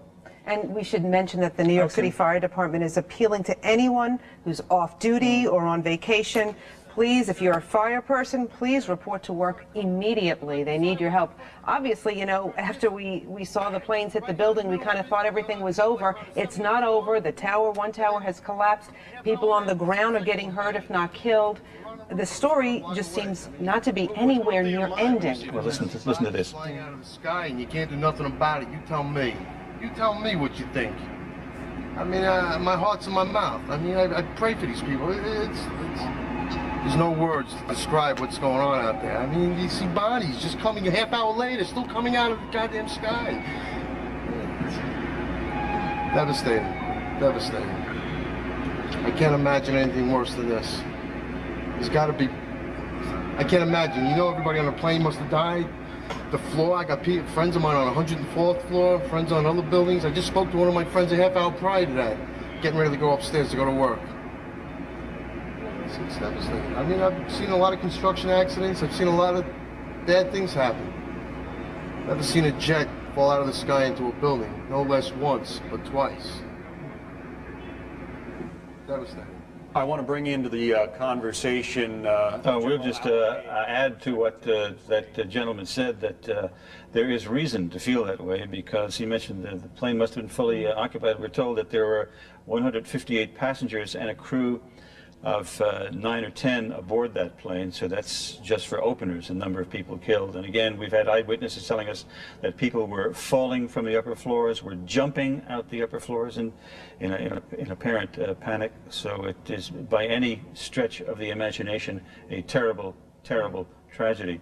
We're also told that an organization that calls itself the Democratic Front for the Liberation of Palestine is claiming responsibility. Now, do you wonder if they have any connection to Osama bin Laden? I've heard that they don't.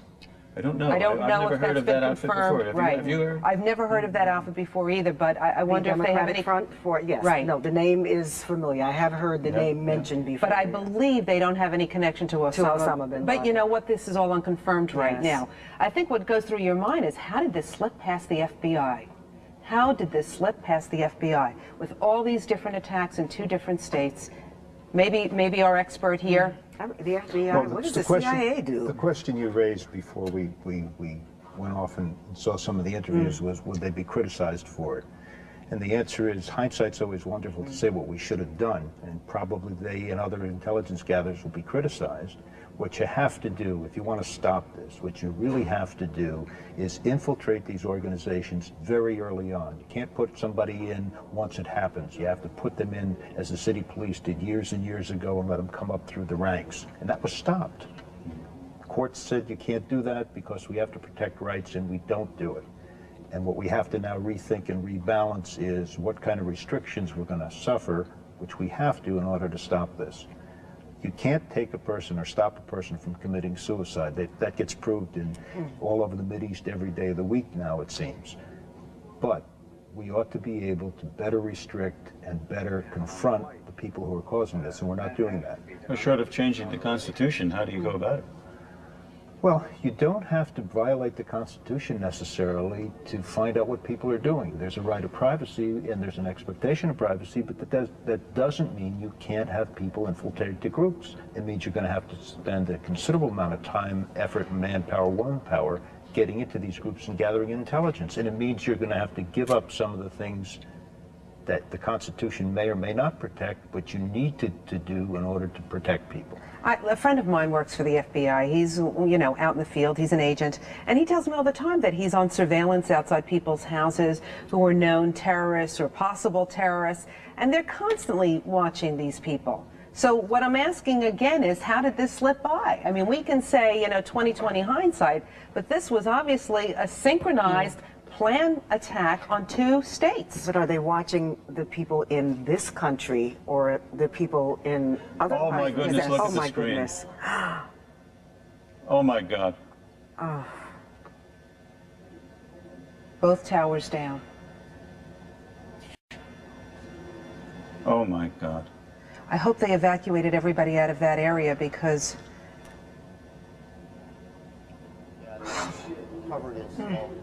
World's history, the smoke and debris from this collapse undoubtedly causing yet more mayhem, more death, more destruction. As the smoke and debris spread from the streets.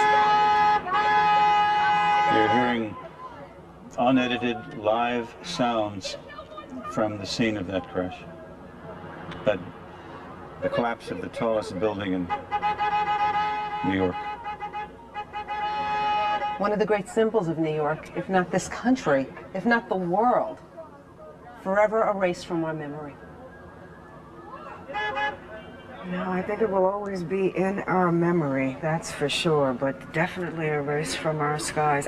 This is just unbelievable.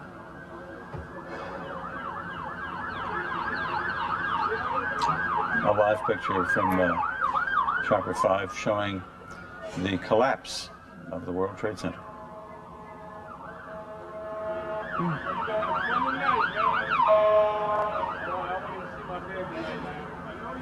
What do we do now? Mr. Jaffe, what do we do now?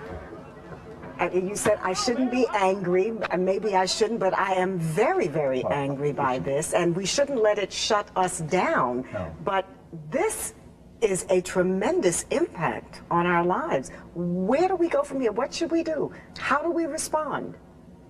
I think we take a very deliberate course of action, which may take a week, a month, a year, where we start put ourselves on track to understand that we are the target in a war, and we have to fight it, which means we have to make sacrifices to protect ourselves while we go on. And we have to dedicate some resources that we haven't so that this type of thing doesn't. This picture is surreal. It almost looks like we're frozen in time. This is what we have dreaded forever. We went through 40 years after the war with our not having any real domestic violence.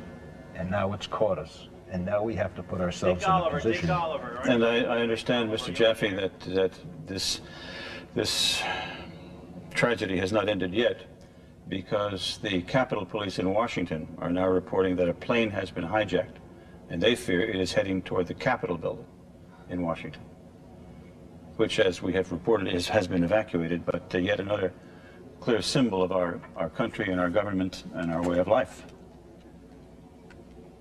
You also have to wonder all the police personnel and fire department who were called to Lower Manhattan to help the people in the Trade Center.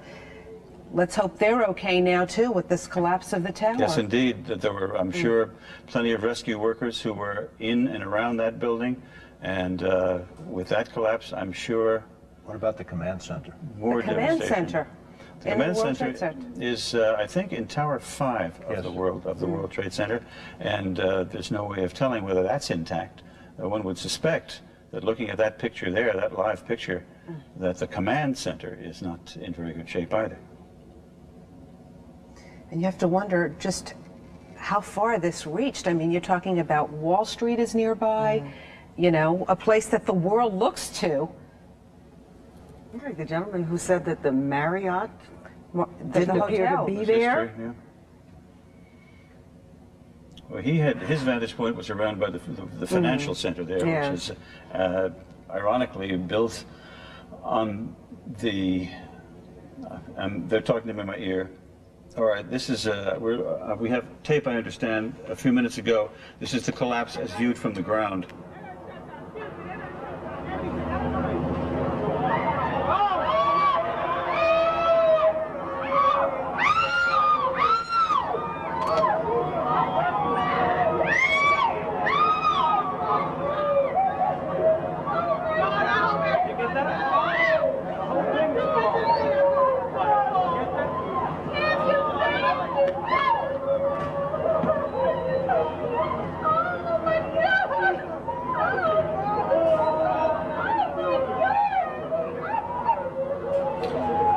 That picture just a few moments ago, you heard the people reacting in terror and horror as the World Trade Center simply collapsed.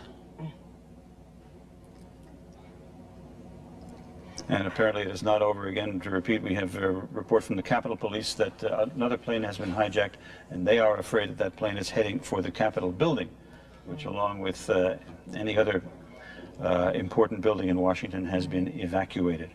And just to tell you, if you are outside the island of Manhattan, don't try to come in today. There's no way you can get in, and people are streaming out as quickly as possible. Well, I believe bridges and tunnels have all been closed, and certainly any subway station that goes through the World Trade Center.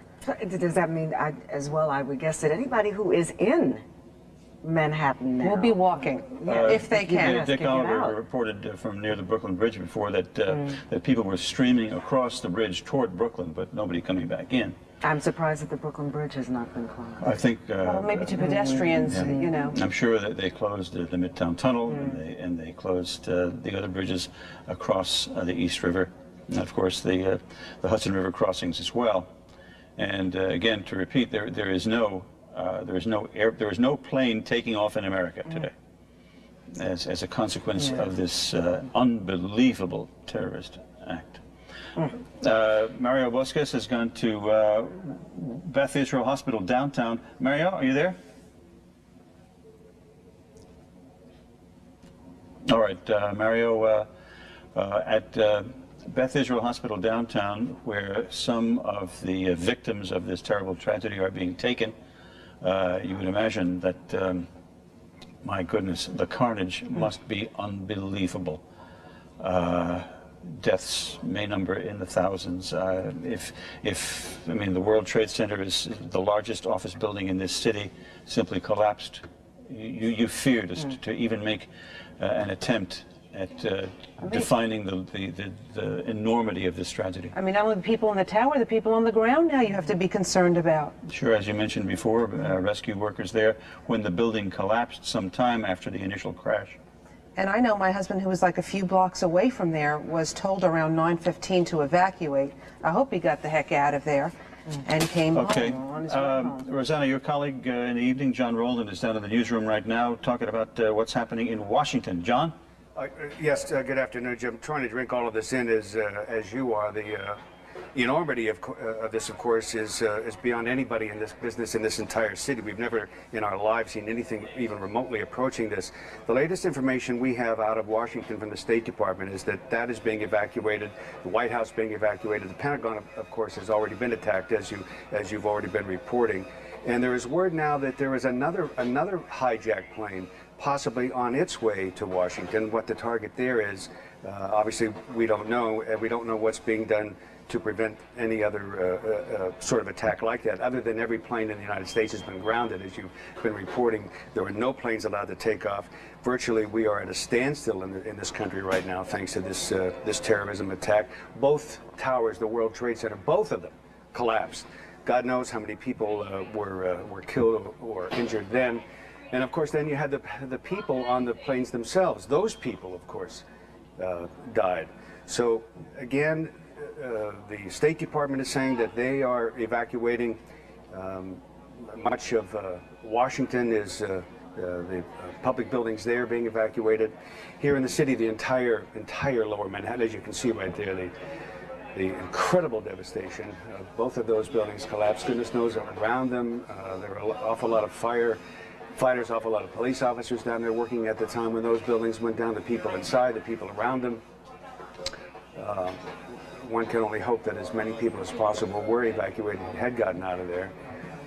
We've been trying to find out exactly what's going on with the city personnel who were in the command center down at the World Trade Center. There's a command center down there, and we don't really know what's happened to that, as far as I've been told. If anybody in the building who is on IFB who knows any more information about that or sees any more, please tell me, because that's a very important part of this entire effort, to try to coordinate life-saving and efforts to get people out of there. And we don't exactly know what's going on in that department, other than an awful lot of people are risking their lives right at this moment to try to save others. But as you can imagine, that's like a war zone down there. You'd have to be prepared with oxygen and everything else to be able to see through that, to get through that, to get people out of there. One of our field producers is at NYU Medical, and there was some type of explosion. She can't confirm. NYU Medical Center, there's been an explosion? Said, she and our reporter have debris on them. That's all I know, and the phone, she hung up. She's going to try to call the information. So we have another report now of another, not an airplane, just some kind of a bomb went off at NYU Medical Center. So whatever is going on here is very, very coordinated. We would ask you and urge you, stay home, stay calm, don't panic, don't worry about anything.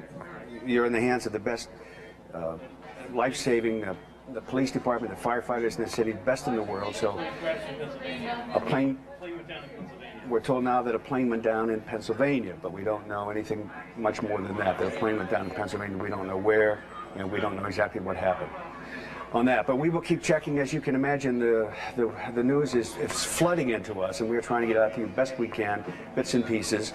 But again, I would just urge you, stay calm. All right, John, let me interrupt you if I may, because yes, we have a further development. We're told now that from people in Washington that the Pentagon has undergone a partial collapse. As we've been telling you, the Pentagon was the third location struck by terrorists. And we understand that we understand that the Pentagon has collapsed at least partially. Mike Emanuel, are you there? Yes, I am. What can you tell us about this latest development? It's just been a crazy day here in Washington. I mean, it's one of those days where you run in one direction, hearing news breaking in one area, and then it seems like something's happening in a different area. We can tell you that apparently a jet has crashed into the Pentagon. Personnel in that immediate area have been evacuated. There have been some reports that possibly another plane may be heading in that direction. Again, it's breaking news, so things have been, details have been kind of sketchy, but we can tell you the United States Capitol has been evacuated, the West Wing of the White House has been evacuated. There are reports of a possible car bombing outside the State Department here in Washington, D.C., so it's been a wild news day here in the nation's capital, as it has been in your city, and so emergency crews are scrambling everywhere, and we can tell you veterans of Washington, D.C. have said for the first time they can ever remember they've seen military planes flying over Washington, D.C., patrolling the skies after the Pentagon was hit. Eyewitnesses saying that they believe it was a U.S. Airways plane that came in low over the city, hitting a portion of the Pentagon. We have not gotten any numbers in terms of injured or possible fatalities, but we will get to those as soon as possible. But simply a crazy day here in Washington, as it has been in New York. Mike, do you know anything about a report that we have here in New York that, according to the Capitol Police, a hijacked plane is en route to Washington now? We've heard that report as well, and then we've also heard people saying that that is not so, that that's an erroneous report. We're trying to get to the bottom of it, but as you can understand, with a situation like this, there's all kinds of information flowing around. It's kind of hard to confirm what is absolutely accurate and what is not. We can tell you we've heard that, and we're checking it out. We also heard that the Pentagon building itself at least partially collapsed. Do you know anything about that? We've heard that as well, that perhaps the southern portion of the Pentagon, part of that has come down. Have not got numbers in terms of who may have been injured or killed, but we can tell you it's an unbelievable scene here in Washington, something that none of us ever thought we would see, as I'm sure people in your city never imagined to see either. We can say the same thing here, John. Mike, that's for sure. Again, first the Pentagon, first the World Trade Center, one tower was hit by a plane, then another tower hit by a plane. Then we got word that the Pentagon was hit in Washington, and then the World Trade Centers collapsed in Lower Manhattan. John Rowland's in the newsroom. John? Well, Jim, I don't have much for you. I just have some sketchy information here that another explosion, a fourth explosion out the World Trade Center has gone off. One doesn't know if that's an ancillary thing because of what already happened or an additional explosion of some kind outside of that. There's also been a plane that has crashed in western Pennsylvania. A large plane crashes in western Pennsylvania. Officials at Somerset County Airport confirmed. That's right off the wire copy. Don't know if that's connected to what's going on. The Rodino Federal Building in Newark, that's been closed. All the workers there have been told to go home. Not necessarily because of a direct threat. They've just been told to go home to get out of there, obviously clearing out any federal, state, city, and local office buildings. Jim, that's the latest we have from here. All right, John, I imagine, given the fact, I'm hearing word from the studio. Okay, I'm told all federal office buildings in Washington have been evacuated. I would imagine, given the fact that we have Oklahoma City in our past, that federal buildings all over the country would be, just to be on the safe side, would be you have to wonder where the president is right now and where Mayor Giuliani is right now. When we last saw the president, he had just taken off in Air Force One en route back to Washington. So he presumably is still in the air en route back to Washington. However, good question as far as Mayor Giuliani is concerned. One hopes that nothing untoward happened to the mayor. Right, because wasn't he going to hold a press conference? If he was down in that World Trade Center, perhaps we hope nothing personally happened to the mayor physically, but maybe that communications down there were wiped out by the crashes. You know, they were saying that one of the planes they believe was hijacked from Boston, and in some of the things that I'm reading through here on the wire services, it says the second plane may have flown out of Newark, New Jersey, but that has not been confirmed. But Joe Kleins has just gotten up into the studio, the executive producer of the 10 o'clock news. Yes. Okay, he'll be here in a second, but I just want to tell you the Board of Elections has just announced the primary has been canceled. Has been canceled. Yes. Yeah. So, I mean, that makes a lot of sense. Here's Joe right now. You look a bit the worse for wear. You've been running around this morning, obviously. Yeah, they're not letting. I'm coming in from Long Island. They're not letting anything but real extreme emergency vehicles over the 59th Street Bridge. Thousands of people are walking across to and fro. I was on the bridge when I believe the second tower may have crumbled, and people were just standing in shock. I mean, everybody's jaw just dropped. Absolutely open. There's, you know, New York, everybody has to go someplace, and people are going places, but everybody is just has a dazed look on their face. It's amazing because, you know, if you walk, we're near 2nd Avenue here on the Upper East Side. You look down, it's many miles away, but people are still looking down the road, seeing this amazing, horrific display. Now, you were able to see it from the bridge, were you? I saw it right as somebody said, "Oh my God!" It was the second, apparently the second tower. I was in the car listening on the radio when the first tower crumbled. It's just, it's amazing, and everybody's just, you know, you can't put it into words. Shock, horror, you know, this really, I mean, instantly people are looking at it and know that this is, you know, we're never going to be the same after something like this. It's curious how you even got here. There's a garage, a parking garage at Queens Plaza that I often use. You know, the traffic was very heavy. I ditched there and then I ran across the bridge. And a lot of people are running and, you know, just coming back and forth. It really is an amazing sight. All right, Joe, just 1 second, please. We're going to go back to Washington now, where Fox reporter Mike Emanuel has an update for us there. Mike? Yes, Jim, I can tell you that it's a U.S. Air 737 that crashed into the Pentagon earlier this morning. Much of the Pentagon has now been evacuated. There are still some personnel in the basement of the Pentagon in a bunker-type facility, and basically it is designed to stand through an attack, but we can confirm that it was a U.S. Air 737 which crashed into the Pentagon here in Washington earlier this morning, and there are fire crews from all over the greater metropolitan Washington area fighting the fire in that area. I can tell you I'm a good distance from there. I can see smoke coming from that building. But I am not actually at the Pentagon to tell you exactly how bad the fire is, but it looks like it's pretty sizable at this point. So these are not little Learjets we're talking about. We're talking about big, huge commercial jets. You're absolutely correct. It sounds similar to the situation that you guys had in New York, a commercial jet possibly hijacked or possibly vandalized, so it ended up crashing and hitting the area around the Pentagon. We do not have numbers in terms of injuries or possible fatalities, but we are able to confirm that it was indeed a commercial 737 U.S. Air, we are told by officials on the scene, that crashed into the Pentagon this morning. But the Pentagon officials the National Command Center at the Pentagon is still working. The rest of the building, though, has been evacuated. We're understanding a lot of the damage is to the outer ring of the Pentagon. And some of our people on the scene say it doesn't seem to be severe, but there does seem to be a pretty good fire going, at least on the outside of the Pentagon. Yeah, we're looking at your live picture right now, Mike, and that would seem to underscore that comment because we see huge clouds of smoke billowing out of the Pentagon building. Indeed. Thank you, Mike, very much. Sure. Joe Kleins, back to you. When you saw the collapse of the building, were there people around you, and if so, what was the reaction on the part of the crowd? They were, you know, because there were a bunch of people who were on the bridge, standing and watching, and when they saw it, they said, "Oh my God, the whole building just went over." Because at that point, beforehand, you couldn't really tell what had happened to the first tower because there's just so much smoke that you just see smoke and one tower, and then all you saw was smoke after that. Smoke over all of Lower Manhattan, you know, enveloping all of the financial district. You know, going over the East River, and you know, as I was driving in, I was hearing reports of people saying papers were flying over Brooklyn. This is an hour ago, so I can imagine what you know, this tremendous calamity. But people, you know, the parking garage where I parked in Queens, it's at Queens Plaza.